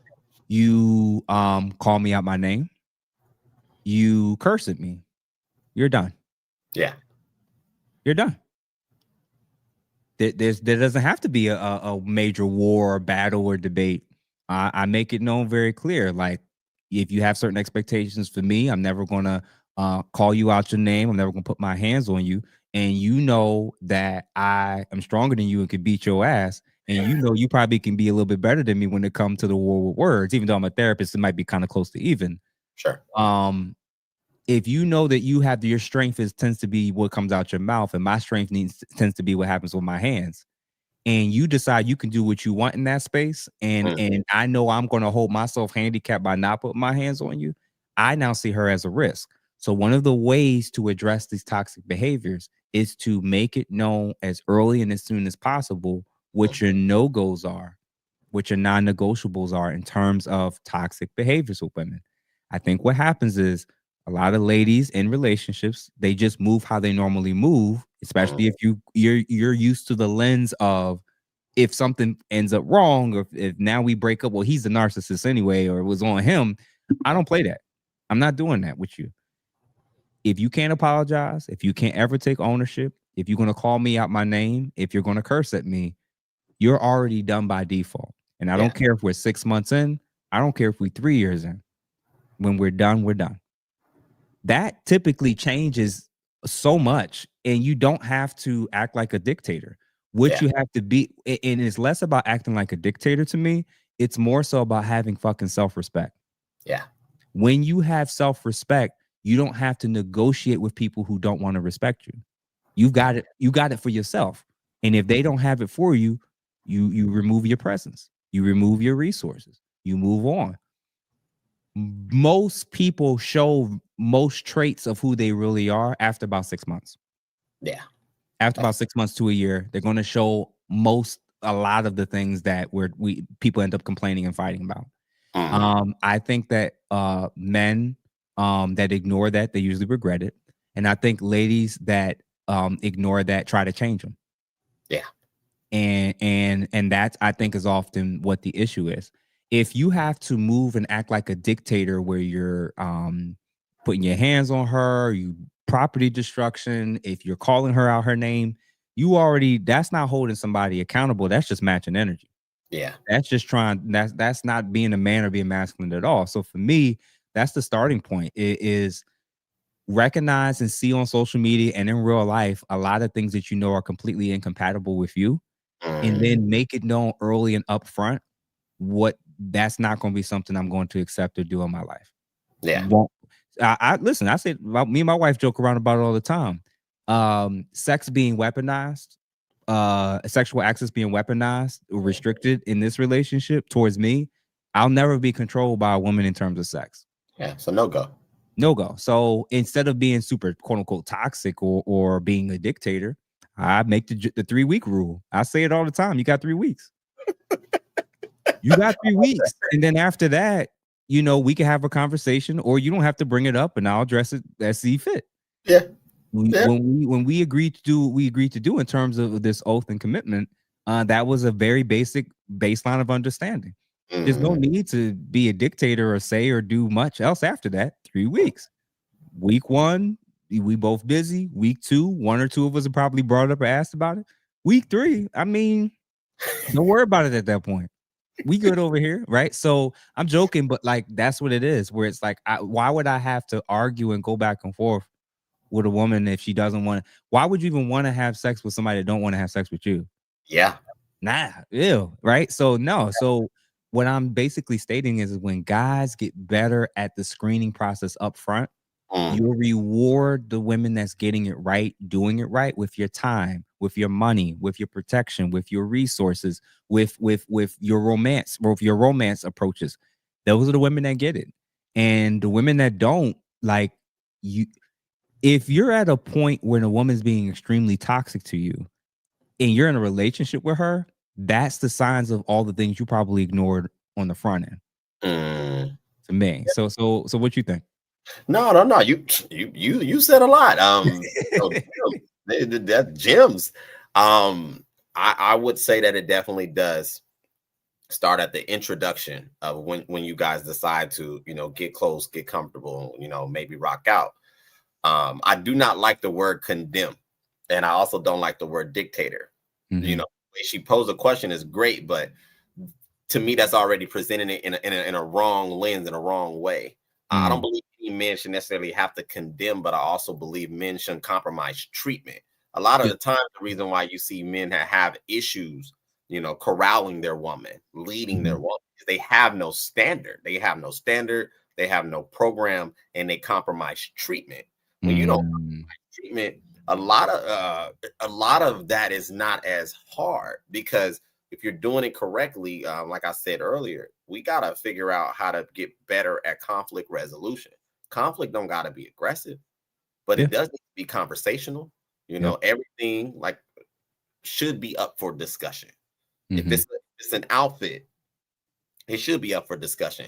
I think when you have a woman or women like that pose questions like that, they have this idea that they're going to enter into a relationship with you, which, mind you, it's not their relationship. It's my relationship.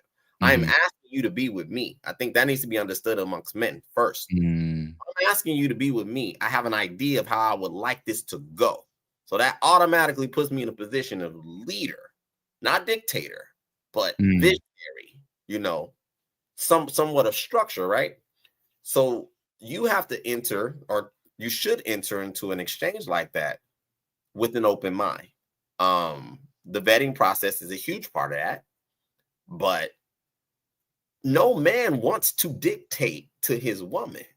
I Very. think that I'm sure. I'm sure there's a few that enjoy doing that for sure. But overwhelmingly, I think most men are kind of like what you're saying.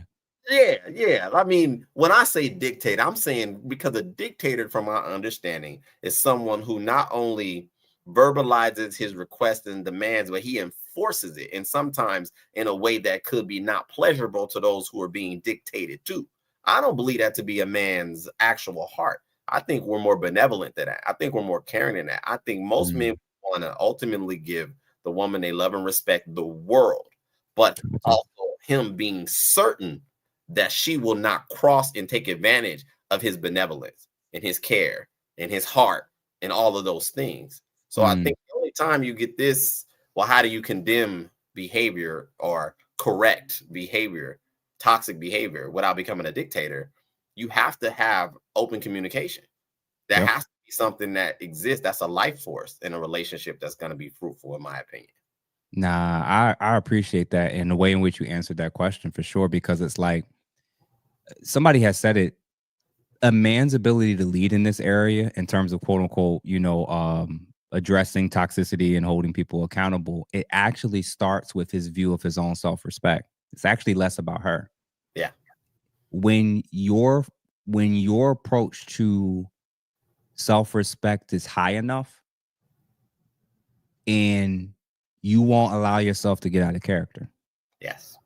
It's now November 2025 and I raised my voice one time this year, and I wasn't proud of it when me and my wife got into a dispute, and I apologized within a few hours.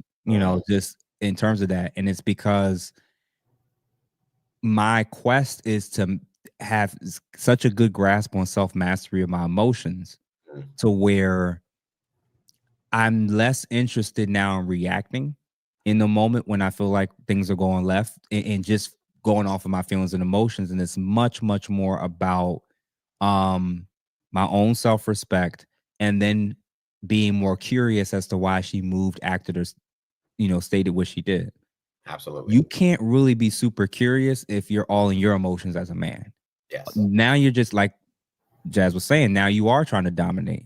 Now you are trying to be a dictator. Now you are trying to approach this from a totalitarian, an authoritarian approach, because you're just moving out of nothing but emotion. Yeah. I don't think men handle themselves very well when they're emotional, when they're doing life with women and its emotions aren't positive. This I is why they run around and say this crazy stuff about they'd rather pick a bear, or yeah. most men are predators, or we got to be scared of every man. It ain't a pipe dream where ain't none of them been touched and they all just making this up. It's Mhm. actually because they have, partially because they put themselves in with highly questionable men to begin with that had some traits and signs that was concerning. Right, because we're not going to completely absolve them, Yeah. but also because these men actually didn't handle them well when they had these women in their lives, Yeah. and that's Very, real. That's very true. real. So, and this the thing that I think is underrated for a lot of guys that they don't realize. When you start moving more out of emotion with women, and she's been abused, if she's been traumatized, if she's been through some stuff with men in the past, even you raising your voice, Yeah. even you getting all bulking up in front of her and trying to act like you about to do something, Mhm. even if you don't, from a trauma perspective, there's a reason why she now reacts the way that she does. Yeah. It's Yeah. not because you may have acted or done even the exact same thing those previous guys did. You just gave the impression that you're capable of it, that you're willing to. Yeah. And that's a difference. They should know that you're capable of being dangerous towards everybody else that's willing to harm you or her. Yeah. They should not feel and believe that you are capable and willing to do that to them. Yeah. The best way to walk that fine line is if she puts you in a position physically or emotionally where she's now a threat and making this a very volatile situation, it's your job to get up and leave. Yeah. That's it. That's Yeah. it. Fellas, we getting better at this, man. We getting better. I'm not going to ask you a couple more questions for sure.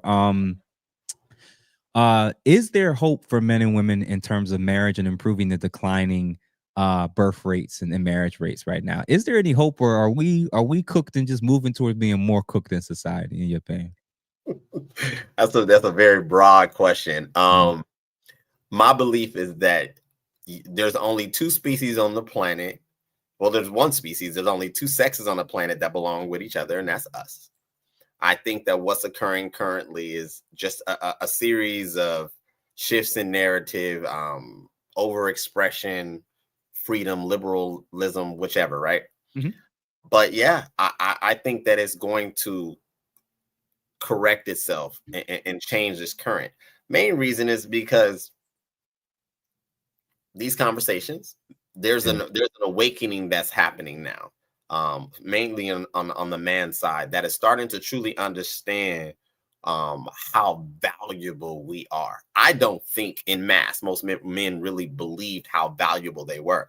We've condensed ourselves down to just being able to work or just being able to garner resources. But now that you're hearing conversations of foundations being built, industries being built, governments being built, like you start to like, wait a minute, and it opens another a side of your intellect to be like, hold on, yeah, why is there not more value? Something as simple as Mm, that Mother's Day is overly celebrated and Father's Day is not. We're having mm, start to occur current day. So I think we'll be fine. I think it's going to take some time. The blows are being exchanged now. The conversations are happening now. The gripes are being put out now. But my confidence is that men are going to raise their standard. hmm, And either the women are going to die off, die alone, as they like to say in this space, or mhm, they're going to acquiesce. Because there is no other species coming to save them and romanticize them. That mhm, belongs to us. mhm, Yeah, I believe we'll be fine. It's going to take some time. mhm. Right now, this is just a debris, spillage. Men, men and women need each other. There's beauty when you get it right. There's symbiotic flow. But Mm, I think we'll be fine. Um, you're just ironing out our gripes, and I'm mhm, happy actually. It warms my heart because I've always felt this way mhm, for years. Now we have men and even women are starting to come into the understanding. Oh wait, they have feelings. Wait, they have opinions. Wait, and they're allowed to have them. Bro, yes. like, you know what's crazy? Because when I started this channel in January, I felt like you did. Mm, I was optimistic. okay. Uh Now, nah, Okay. nah, nah, nah. So what I think is, I know, I see westernized civilizations across the world as a slow sinking ship. Okay. I do. I really do. I do believe that. Okay. What I think me and you and other content creators, men and women, and life coaches, therapists, advocates, mentors, etc. I think the people who are trying to help, our job is just trying to get as many people to get on their life vest as possible. Okay. Where there will be a remnant of people that when this era of hating each other is over and a lot of damage was done and a lot of people are now not are no longer fertile and no longer able to get kids and not a potential viable option for most people in terms of the dating market and marriage options. Hmm. I think if the change is going to occur, it'll happen with the younger generation, Oh yeah, for sure. because I think there's an aspect that I think people always say that the next generation is always worse. It's always the youngest generation is always worse, worse, worse. I also think that the younger generation always tends to try to adapt to what they're seeing. Yeah. And when I was young as a kid, um, I looked back and noted that I have a big family on like both sides, a Mm, lot of cousins, a lot of aunts and uncles. Both my parents had like 6 siblings each, kind of thing. okay. And growing up, and me and my god cousins, when we were older as adults, talked about like all of us grew up with all of our parents being separated. All of Mm, us grew in single mother households. Now we all started with our fathers being there, and then over time, between like 10 to 14, 10 to 15, dads was gone. At least not in the same capacity in our lives and in our homes. okay. And um same thing happened with when I was in high school. I noticed like when freshman year was one girl that got pregnant. Mm, My senior year, it was like a trend, yeah, yeah, yeah. right? Yeah. And now pregnancy rates are declining, birth rates are declining, and I'm realizing and thinking like there's a possibility that the younger generation is going to see so many people unhappy, so many Hmm. people who didn't end up where they thought they would want to be in life, especially romantically, relationally, and they may actually start to literally do the opposite.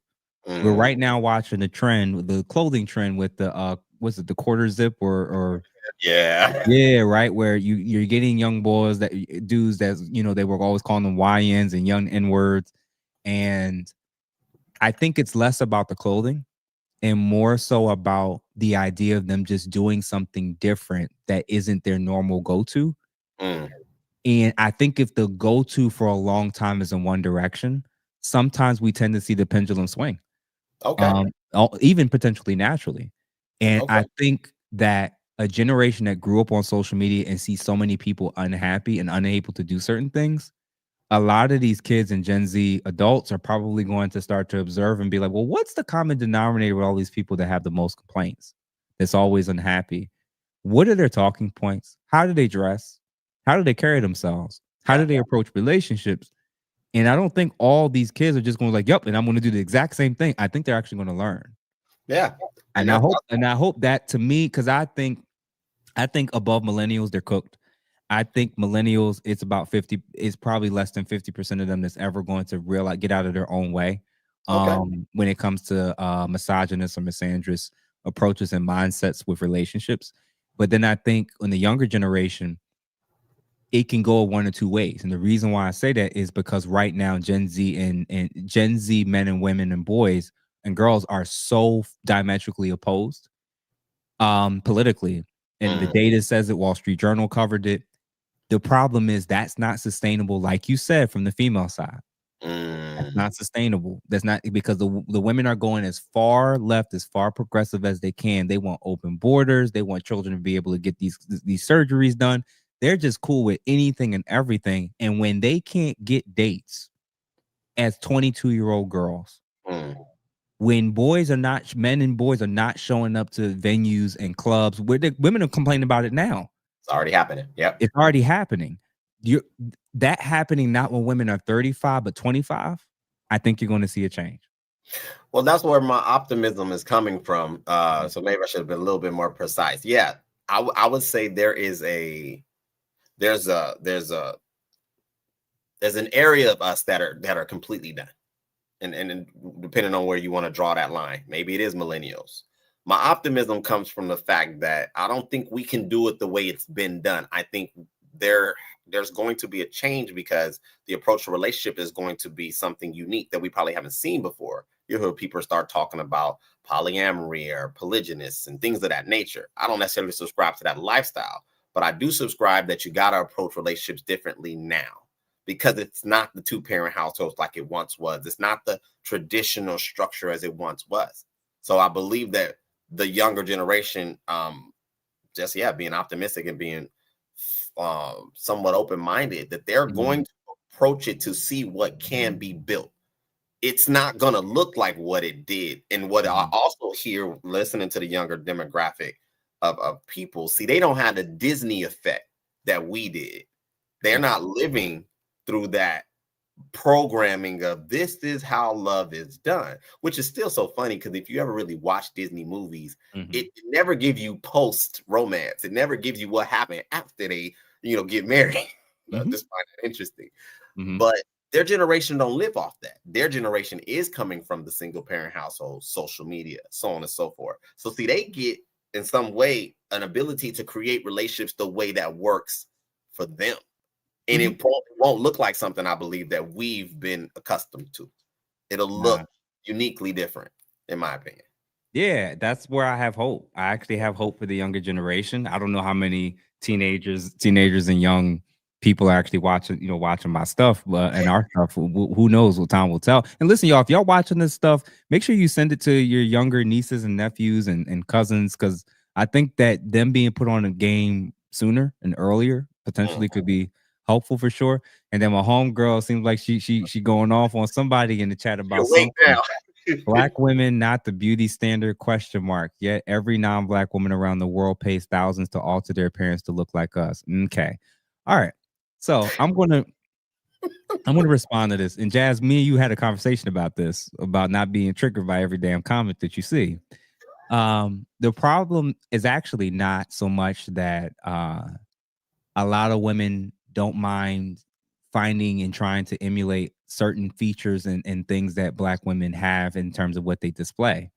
The problem is most women aren't lining up to approach the negative behaviors and attitudes that are also often common with black women as well. That's the bigger issue. Yeah. A lot of our ladies are much more concerned with what they display externally and not nearly enough in terms of what's being shown internally. Yeah. And I'm going to say something that's probably going to be a little controversial, but it was on the lines of what we were talking about interracially and whatnot. My observation of black women is that they have to be open to the idea that they may not be the most beautiful women, hands down, period. That is not something that just belongs to them because they feel that that's accurate. Like, I'm one of those people that if you believe something, go test it. Like, if you believe that is true, put yourself in environments to test it. Because I'm not of the mind that just because there's a race loyalty that you have this range that you believe you have. No, test it. This is not trying to be mean. It's just what I've observed. And my observation is not just coming from, again, America. It's coming from across the board because it supersedes just behavior. Would I say they're not attractive or beautiful? No, that would be dishonest. They are. But I think there needs to be room for that may not just belong to us. And I think that's what I was saying about the interracial thing is their viewpoint, in my opinion, is that they do perceive black men a certain way, right? From their vantage point. They may be right because there's a universal application to black men that doesn't belong to all men and it doesn't also belong to all women or people. But I think that there's this monopoly that black women want to have on being the standard. I don't think that that's transferable. I just don't believe that to be true. Not with the places that I've seen and been on the planet. There's women of all different nationality that are gorgeous women. Yeah. There's, so I guess that's where it requires, in my opinion, a humility. I wouldn't say black men are the most handsome men either. I Yeah. think, does that make sense? It's Yeah, I don't care. I don't yeah, like I don't live a life of worrying about like the validation globally as much as, let me take that back.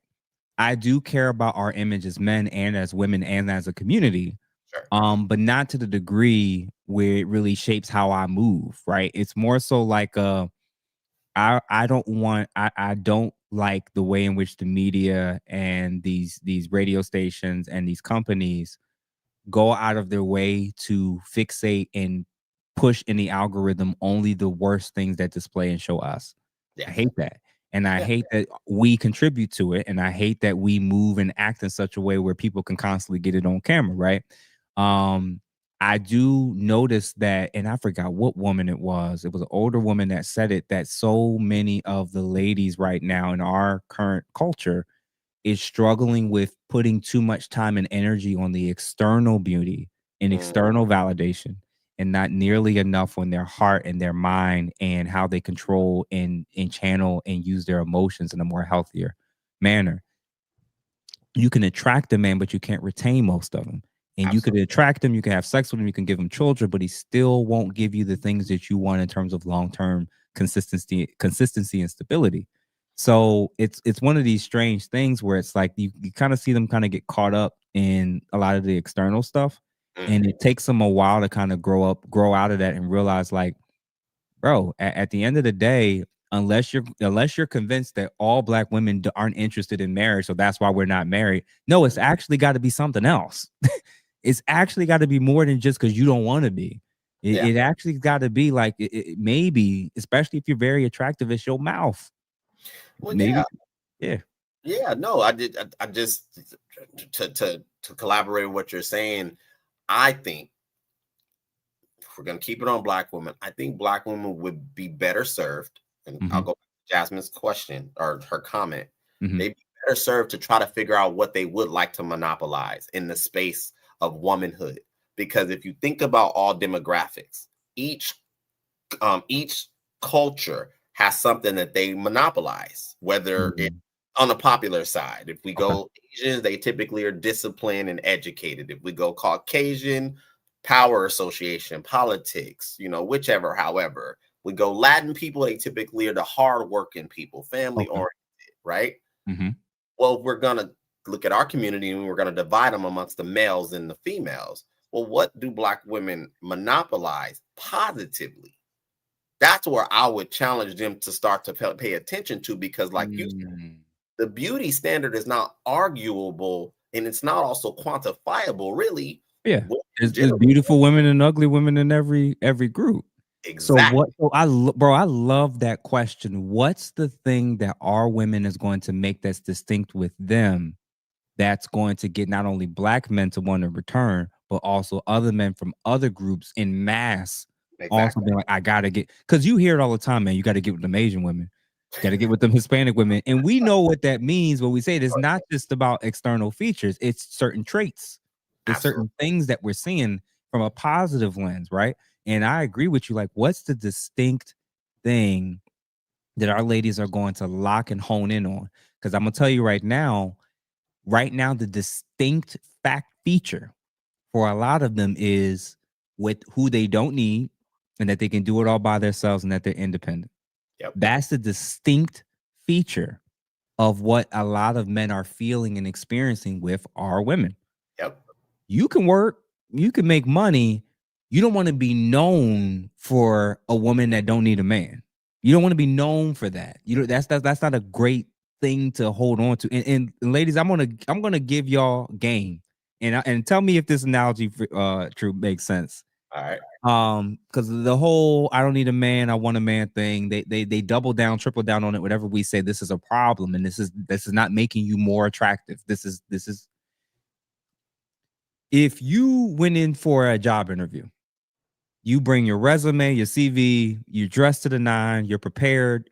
They're impressed with your interview, they're impressed with your CV. They're like, man, this is incredible. Like you got a lot of features, man. We think we want to offer you the position. Mm. And you say, listen, I don't need this job. I don't need this, but I want it.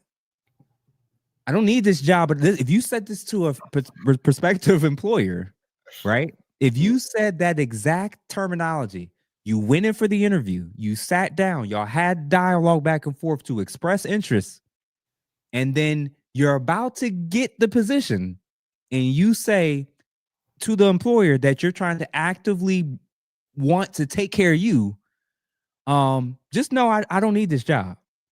I want it, but I don't need it. What's the fucking likelihood that they're going to proceed with being like, you know what? That's exactly what we need here. Not someone that thinks that they need and truly value this job. Yeah. That's how it comes off to us relationally. Yes. I want the person I'm in a relationship with to feel like I move and act in such a way where I see them as needed and valuable, that I need them. Now, that doesn't mean that I don't have independent components and that I'm still self-sufficient, but I want you, but the need part expresses seeing value in the other party. Mm. So when you're in a job interview and your ass say, I don't need this job, 99% of the time, they not going to proceed with filling you in the position. Yeah. It's the person that shut up and did what they're supposed to do that get it. So, how close am I with that analogy? Is that kind of in the ballpark of how guys like really feel with stuff like that? You were spot on, sir. You were spot on. It's blasphemous to believe, and I believe it's pride, it's fickle emotions. You know, a lot of times sisters get a bad rap for being boisterous. They're really tender and soft. If we can, you know, from what I've observed, and they do a lot of layering of protecting their heart and their inside, whether that's bad experiences or whatever it may be. But you overwhelmingly will have bad outcomes if you lead with aggression, if you lead with an attitude of being restrictive and not open, an attitude of combativeness instead of fluidity. Like, this is common sense. And I think that unfortunately they don't even see us as men to operate in the same characteristics to open opportunity. This is not a male or female thing. This is a person thing. People thing. Yep. Yeah. You want people to be open to you, to want to bring you opportunities. And if attitude is the first thing that populates in their mind, you're not being recommended. You're not being invited to the cookout, as we say. But we're talking, you know, opportunistically. You're not a good representation of what could be, because why? You're going to lead with what you don't need, how awesome you are, or how strong you are, whatever it may be. And all those things could be true. But why lead with that? Why not try the caring approach, the open approach? So you're spot on, in my opinion. I appreciate that, man. And real quick, because I know that I definitely been I've been holding you for quite a minute, man. Go ahead. I'm good. Are you good? Yeah, I'm straight, man. I'm enjoying this thoroughly, man. I think the audience for the most part is enjoying this as well. Listen, y'all, if y'all in the chat and y'all haven't liked the video, please make sure that you like this. Make sure that you hype up the video.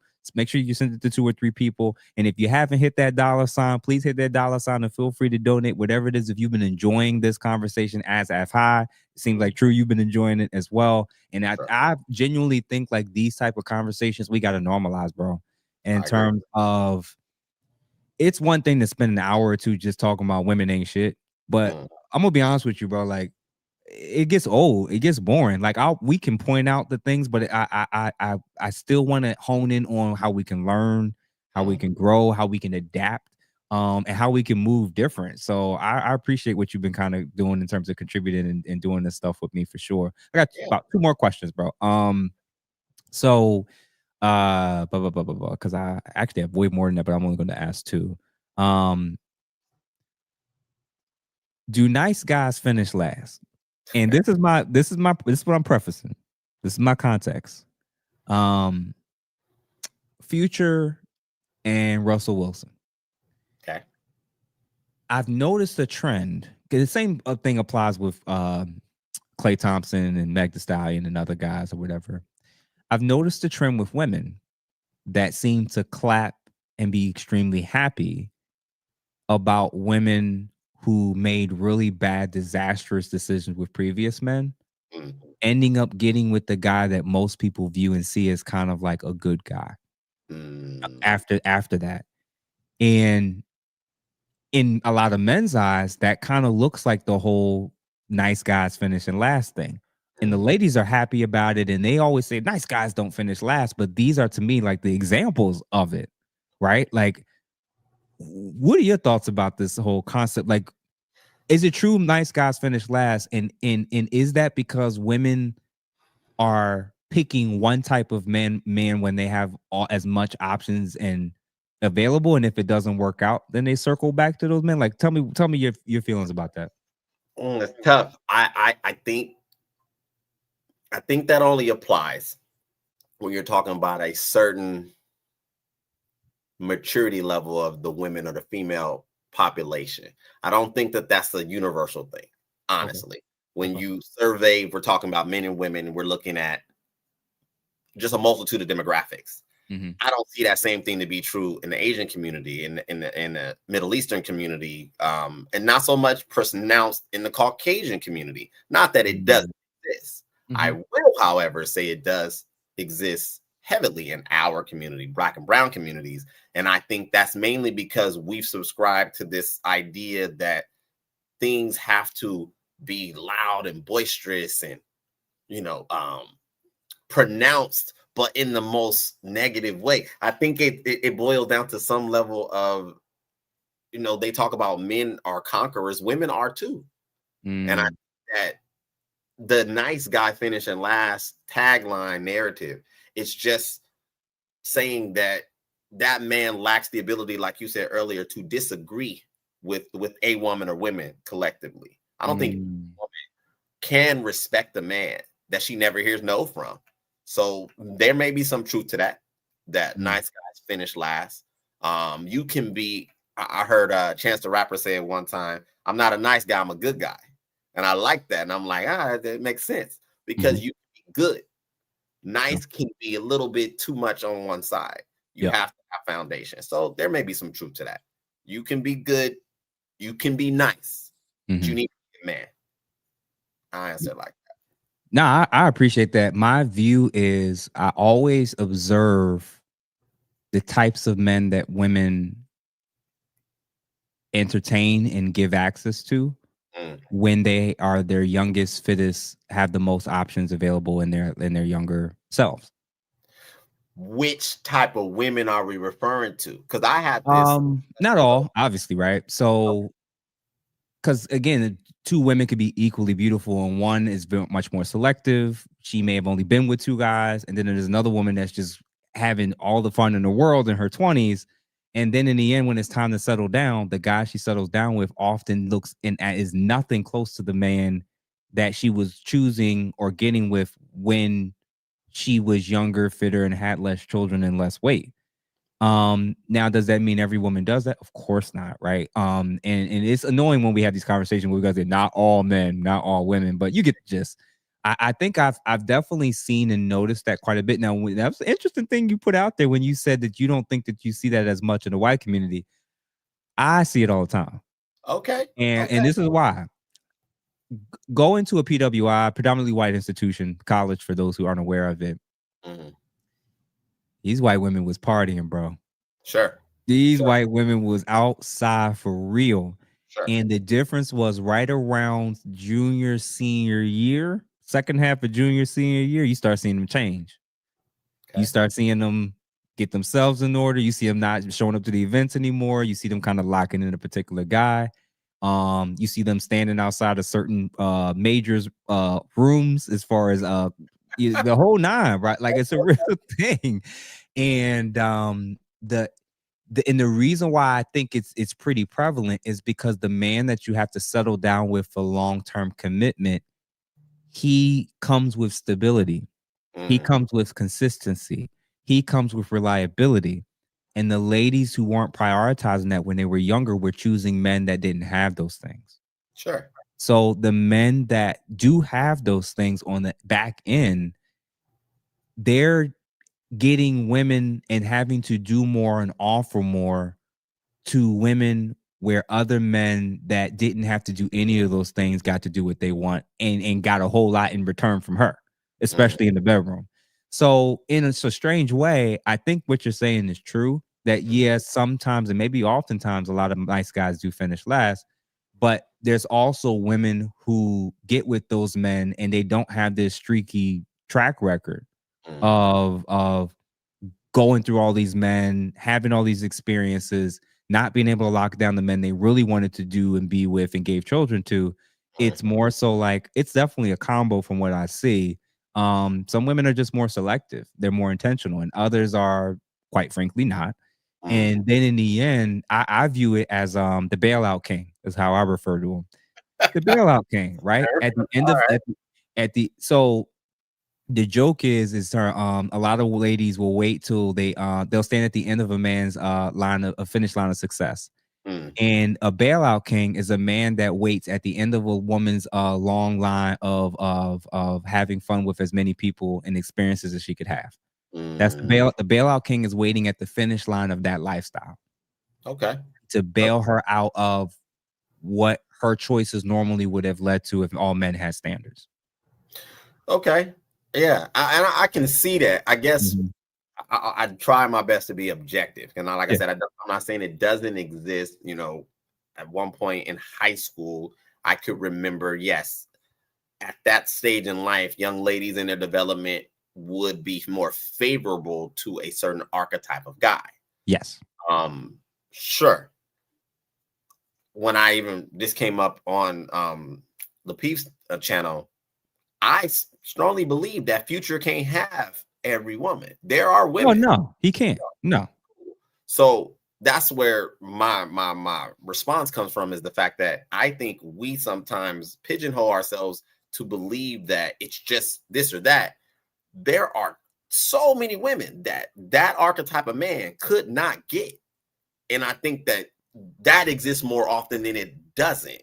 I think it depends on where you spend time. I think it depends on what type of media you ingest. I think that depends on your social economic level, because the places I've been, a Future would never some girls you can be out at the club and you can go behind her and just boom boom boom, and that works. You're cute enough, cool. And there's some women that you got to step or two, stick your hand out and be like, hey, how you doing? Mhm. It's more common, in my opinion, than Mhm. the other.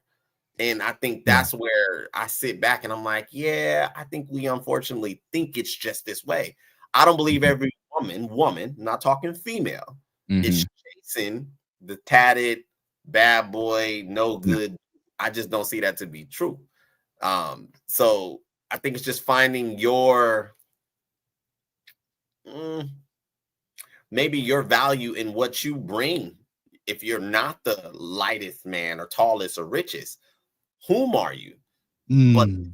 idea, yeah, I don't believe that to be true. This just watching women, observing them, that it could have changed. Who knows? I mean, I hear you. They Nah. You know what it is? We can't unsee how many of the women they've gotten pregnant, how many women that's voluntarily jumped up to have their children, especially the athletes and the famous, guys, whatever. for And how sure. many women are willing to pay money to Chris Brown just to stand next to him and take a picture? So is that all women? Probably. Of course not. Is that even the majority? Possibly not. But Mhm. it's enough for us to even be talking about it. Okay, It's fair. definitely, yeah, it's definitely enough for us to be talking about it. And then there's too many men that express how their options in lifestyle options with women change when they get older, when they make more money, when that's a thing. It's the late age, it's the late 30 plus age glow up for guys, right? There's too many men that wasn't having certain options, and then when they put on a little weight, grew a little beard, start lifting a little bit, and now they look better, feel better, make more. And now they got more options than they did before. They also see that. So, Mm, that's a thing where it's like, so when I had less, but was just as nice or good or, all the things women and my mom told me to be, I had less options. And then once I accumulated this stuff, now you want me. A lot of guys go through that experience. A lot, especially with those, like Kevin Samuel said, they start peaking in their late 30s and 40s is financially. They just see a whole new world that they weren't allowed to have access to. And now they're like, so wait a minute. So when all you could say is that I was a nice guy or a good guy, I didn't have these type of options, and now I do.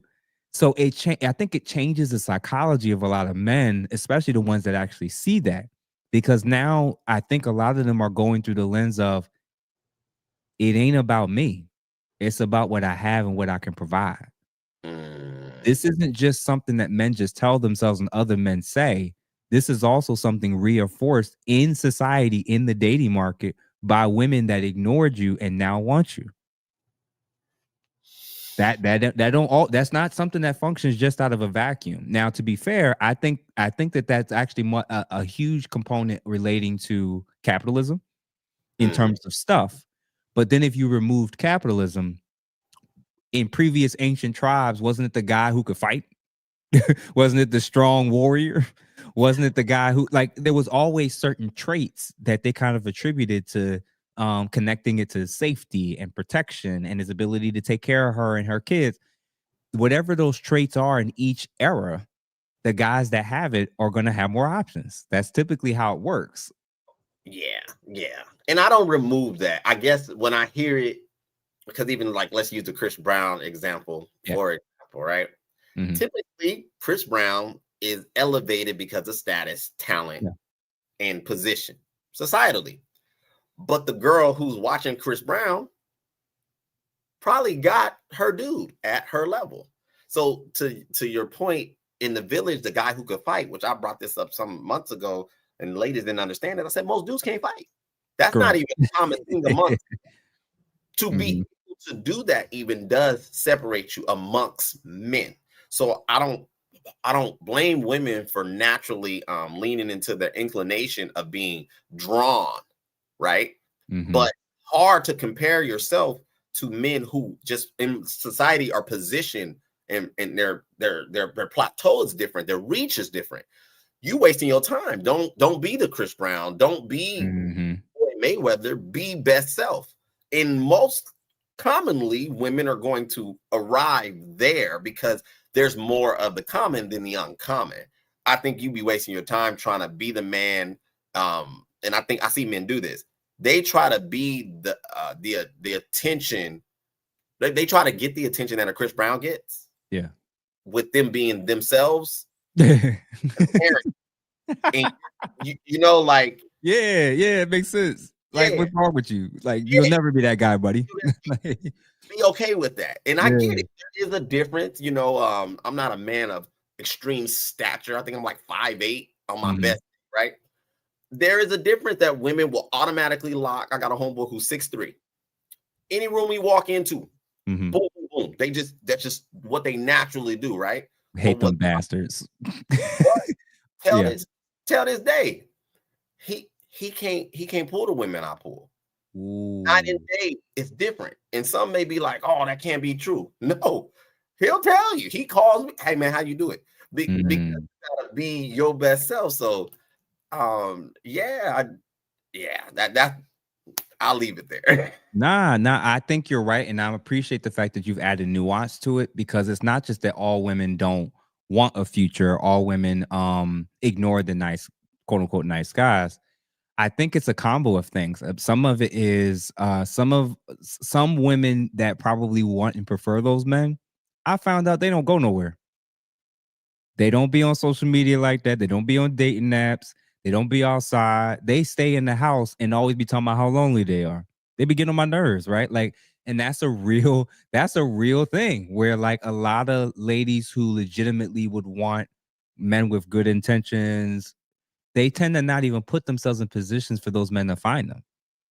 They're not the women that's always outside, which is as crazy as it sounds. It's like it's the women who probably are the best candidates for being able to build and do life with. They're usually not even putting themselves in positions for those men to even find them fairly easily, if at all. because they go to work and they go home. They go to church, they go to work and they go home. And I'm like, if you ain't dealing with nobody in your workplace, and a lot of men ain't going to church, so and he ain't going, So I think that's also a huge part of it. So the women that are outside a lot, when things don't work out and they still outside, they're going to get attention from different types of men. And then if they can find, like you said, they can find the one that's willing to do all of this stuff, her past at that point don't really matter anymore, and how she's carried herself. So I get it, and I see how that grouping can happen, even organically to a degree.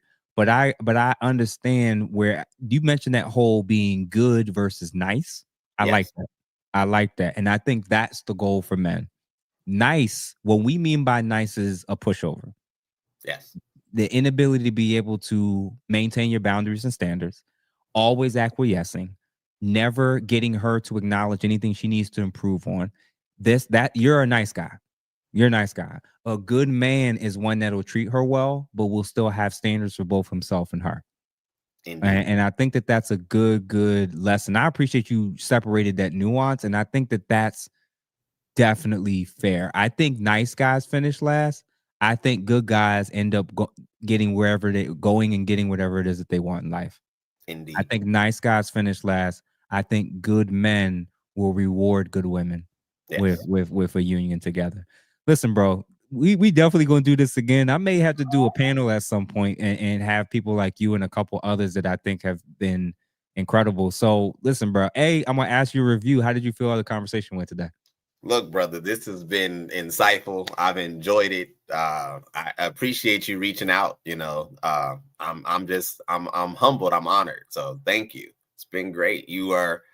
You are a force, a titan in your own right. I know you've Mm. told you the new KS like 2.0. Like It's so weird. Like it's weird to be compared to him because we're functionally almost nothing alike. get it. It's just it's weird because it's like he's his own man. I'm my own man, right? So I don't really. I think I'm just doing my own thing. As crazy as it sounds, I think I'm just doing my own thing. I'm going a lot off of what I think makes sense and what I think will be helpful both to men and women. Mm, And I don't think pandering to feminists and agreeing with all their talking points and their ideology has been helpful to society as a whole. And I don't even think what we had prior to feminism in terms of an overt patriarchy as far as the country's concerned, and women not having all these rights and perks and privileges is the way to go either. I agree. I feel like you're kind of in there in that space too, where it's like I think these conversations that we're having, both with me and you, and then with men and women in general, it has the potential to move us to a new era Mm, where we figure out how to do life as men and women in a new realm and world where we have technology, where we have options, where ain't nobody virgins. How do we figure out how to do life now with yeah. that in mind? And I think that over time, there's going to be people that will always lock in and hone in. I saw Jazz in the comments still locking in on um feminism and y'all don't, what she said, y'all only hate feminism because you can't control women. My view with women in jazz who make these type of talking points is they always, same thing with the men, to be fair. Men and women that only have references of talking points of only being like, feminists would do a much better job of listening and understanding if they just went on Google and looked up the flaws of feminism. It would be maybe because it's the internet telling you, or maybe it's because it's a document or article telling you about the Helen Andrews. Watch that. Read her essay. Mm, It's if you can't receive the information because men are saying it, maybe start with listening to a woman talk about what's happened as a result of the great feminization of society and culture. it's a good idea. And you'll be rocked with what it's done to boys and men over the last 60 years, and why Mm, what you're complaining about today is actually related to and connected to the ideology you're pushing and advocating and such a staunch supporter of. yeah. Much of the early proponents of the ideology, particularly the white progressive Marxist ones, they used the Black community as an experiment to see if women could survive without the nuclear family and the need for children or men. Yep. Every tactic, every strategy, every talking point, they used our community and our women as the Trojan horse. They used feminism as a Trojan horse to see what we could do. Mm. And the abortion activists did the same thing. The feminists did the same thing. The CIA funded this idea, and this is shocking to me.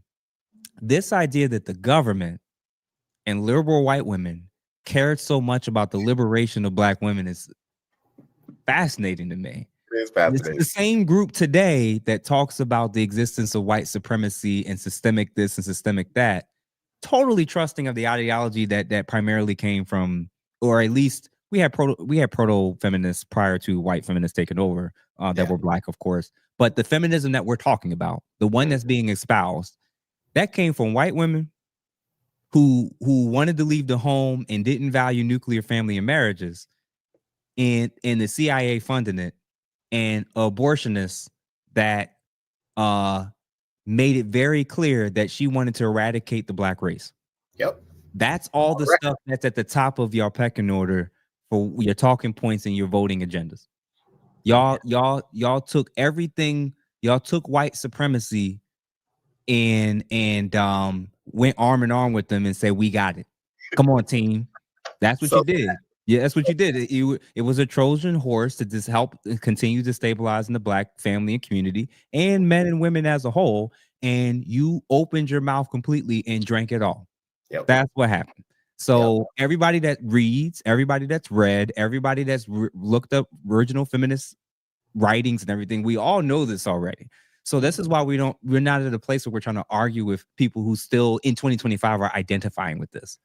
It's not because, oh, you hate feminism because you hate women. No, we hate an ideology that conditions women to think that they can only be combative with men. That they have to win that men can only be good men if they just agree with the women who is arguing. and the reality is no, there's a different ideological viewpoint, philosophical viewpoint of how men and women can do life. And it's not going to be predicated on the ideology that's led to the results and outcomes that it has with our community and society and Western cultures as a whole. I agree. That's what it is. So, Jazz, more power to you. Hopefully one day you get converted and and get up off the way. And this is the crazy part. The group that pushed it the most is still more married than y'all are. The group that pushed it the most still voted. They, as soon as DEI was going, y'all was on your own.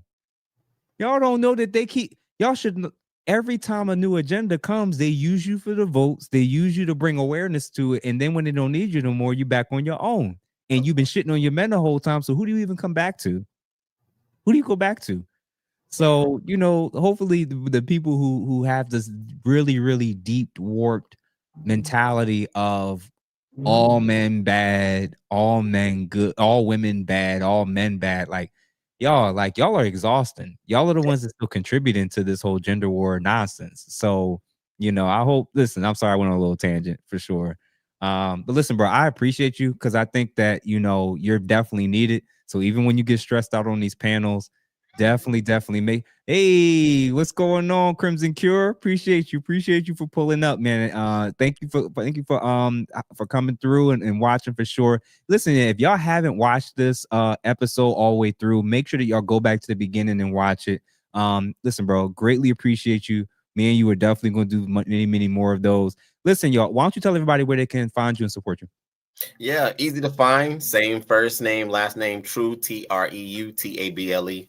I'm on all platforms the same way. I appreciate being welcome onto the platform. I hope I contributed. Absolutely. We should do this again for sure. Listen, man, for sure. So listen, make sure that y'all support this man. Follow him. He's constantly on the Peef Network on the panel. Everybody on there, sometimes they're not gonna be as good as my brother here. But every time he speaks, he just brings common sense and normal logical conclusions back to the table. And he tends to go out of his way to kind of approach being respectful to the people who he's engaging and having these conversations with. So, bro, I appreciate you. I wish you luck as you continue to build your platform. And best believe, man, we're gonna be doing a lot more of this. I appreciate that, man. Thank you. All right, bro. Listen, y'all, that was dope. That was fun. I hope that y'all enjoyed this, man. Again, like I try to tell y'all, man, I think that I try to tell y'all, man, that I think that this is the I get it. This is not always the sexiest way to approach these conversations. People want a lot more volatility and arguing and over talking each other. And there's a space for that, I guess. It's just not here. And I'm okay with that. If that means less subscribers, if that means less views, cool, because that means I got to do what I think I wanted to do. So, in terms of what my overall goal is, if my goal was just to make as much money as I possibly can, I'm gonna pick a side and pander the hell out of my message. But if my goal is to constantly reference things from different lenses and put men and women onto game about different agendas at play and people who try to benefit from our toxicity and anger and divide between the sexes, I want to expose it. I want to let us know about how we're failing the test. Nothing's worse than finding out the ideology you believe in and hold so dear to you help destabilize entire regions across the globe, including your own community. You were a proponent of it. You used it, didn't realize it, and realized that it was funded by CIA and people who hated marriage and children. That a lot of women are going to take a tough time being able to acknowledge and accept that that's the truth. It was never for you. Not really. And the idea of moving past feminism to a place where women are honored, valued, respected, and male and female men and women's roles are better defined in modernity is a much better approach. And we ain't got to call it feminism. We ain't got to call it the patriarchy. It's just what's this next iteration going to be, other than doubling down forever and ever? Like, what's the next iteration going to be of us as a community? Because some of y'all would rather focus on staying right and also being alone, and being right and never being able to get to a place where we can figure out how to still move and function together. If your view is nothing needs to change because you got a good job, or nothing needs to change because you're leading in degrees, it's problematic. If you think nothing needs to change, it is what it is, then it's cool. Like, focus on yourself. But for those of us who's trying to make a difference and change, if you're going to get behind these microphones, if you're going to engage in this stuff, one way to get better at this stuff is actually approaching things through the lens of assuming that the other side is already right. That'll help you to be more approach things more from a curious lens than from a lens that you already are guarded and already made your decision in advance about how to approach the conversation. W Dave Z6C, appreciate you for the $5. Says, since emotional behavior drives how Black women respond to survival, how does she rebuild emotional safety when the need for a relationship is wanted? So this is key. It actually starts with not waiting until you get in a relationship to try to work on these things. This type of content I think can be extremely helpful. If we keep saying your mouth, your attitude, the constant questioning and undermining, the unwillingness to acknowledge that men do have standards, and that if your worldview is that men aren't allowed to have opinions on things, it's going to be really difficult for you to it's going to be really difficult for you to find a man that you respect and that will tolerate a woman that thinks like that. That's just the reality of it. So I think a much better approach is, let's start with surrounding ourselves with people who are more emotionally grounded, men and women. Surround ourselves with people who are living and moving in the way in which we will hope to emulate and be and carry ourselves.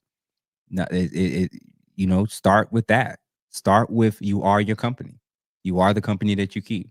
Start there. I find that when I was younger and surrounded myself with dudes that just wanted to run through women, what you think I did? The same thing. And as I start surrounding myself with dudes that were more ambitious with their careers, now I'm in that space and doing that. Now I'm surrounding myself with a lot of content creators, and now I'm doing that. Same concept. Surround yourself, ladies, surround yourselves with wives that are happy to be married.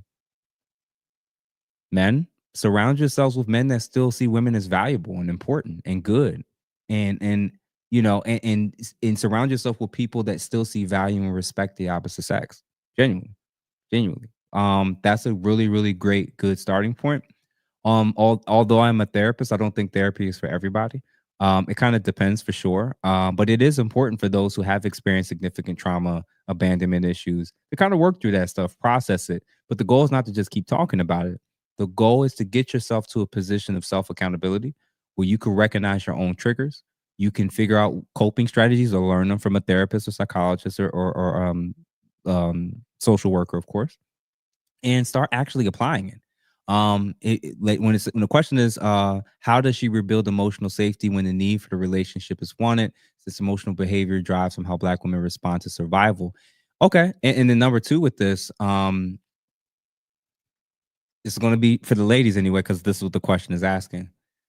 Let's start with the premise that your base, your backlog of actions and behaviors when it comes to men probably is an indication of either you being really good at this when it comes to mate selection or poor at it. Hopefully that's not controversial. Your past behavior, your past actions. So if you're not where you want to be and you're no closer to it than you were 6 months ago or a year ago, um, looking at your past actions has led to where you are today. If you're lost, do you keep heading in the direction where you're lost? Or do you turn around and realize, I apparently don't know where I'm going? Perhaps I need to start working with someone that can actually help me. If everybody that's in your life has co signed all your moves and behaviors that's led you to this point, probably got to stop going to them. Probably got to stop going to them for feedback and advice. Probably got to start with people who, again, are where you want to be in life. Reach out to them. Ladies, if you're one of the demographics, either in terms of age or cultural groups that's being attributed as being very rough, aggressive, nasty, disrespectful, argumentative, and you feel like you exhibit some of those traits and signs as well, take your ass to finishing school. Take your ass to an etiquette course. Seriously. Seriously. Because if the roles are reversed and it was a guy who was struggling with how to get along with women or how to engage well with them or even be charismatic or be confident with them, I would put him and set him up with a person who can teach him those soft skills. Teach him how to approach women in different ways, in different settings.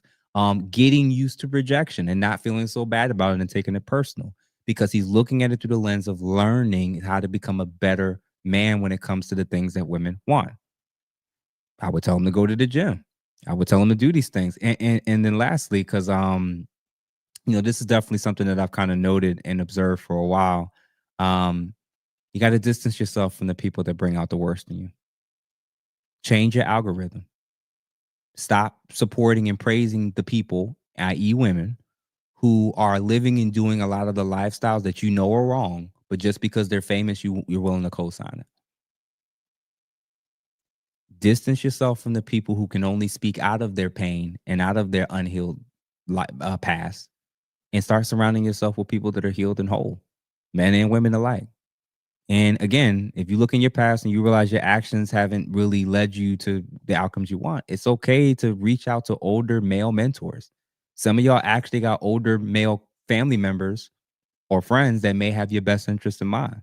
They're going to look and notice for things that perhaps you never even thought of. So when a guy says as feedback, a brother, a cousin, a father, or whoever says, don't get on no flight and don't go to no man's hotel room that you don't plan on sleeping with, you should probably do that. A lot of ladies tend to approach relationships and life through the lens of things being what they hope would be the ideal, what they think how they think things should be, versus the reality of how things are. So it's really, really difficult for you to get better at building up emotional safety if you keep doing the exact same behaviors that led to you losing that emotional safety to begin with. So, just some feedback for thought for sure. Boyce Watkins is a great example of bailout king. I'm not going to speak on him and that man marriage. If they still married, kudos to them for sure. And I wish and hope all is well for them. So listen, y'all. Your boy is tired. Oh man, it's almost midnight. I am exhausted. I am tired. I need to get food in me. I hope y'all enjoyed this convo, man, because it was pretty fun. I enjoy these, and I hope that y'all are enjoying them too. I got one more tonight. Sorry, one more tomorrow night, and I think y'all are going to love it for sure. Let me see. His name is Dom Lucre, and he is a White House correspondent. So this is my first time of getting somebody in the political space on this level who regularly engages with White House staff and whatnot, and to kind of get prick his brain in terms of what it's like being a man in that type of space and environment, and we'll see how it goes. And I hope that y'all enjoyed this stuff, man. So please like this video, please share it, please hype as soon as it's over. Please scroll over and hype it for sure. Let's push it up into the algorithm. And listen, send it to every guy or girl that you know that's currently single, and especially younger boys and girls. Your nieces, your nephews, your sons, your daughters that's old enough, send it to them. It's not just about us. It's about the generation coming up underneath us. And my hope is that if they learn this stuff sooner, if they get put on game with this stuff, I can't imagine how we could potentially, in our small little ways, kind of change all this chaotic stuff that's going on. So listen, y'all, enjoy y'all evening. I hope that y'all enjoyed it. Please share it with a few people. And if you aren't a subscriber, please feel free to kind of hit that subscribe button. Feel free to become a member. I think it's $2.99 if you want to support the channel. And thank y'all. Genuinely.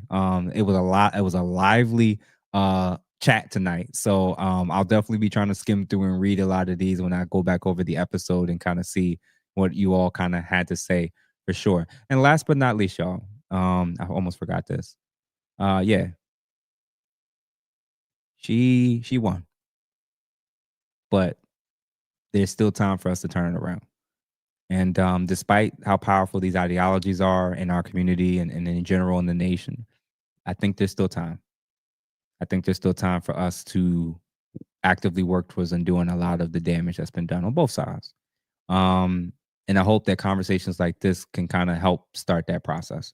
We'll see. So listen, y'all, have a good night. Love y'all. Enjoy y'all evening, and take care. Gas out.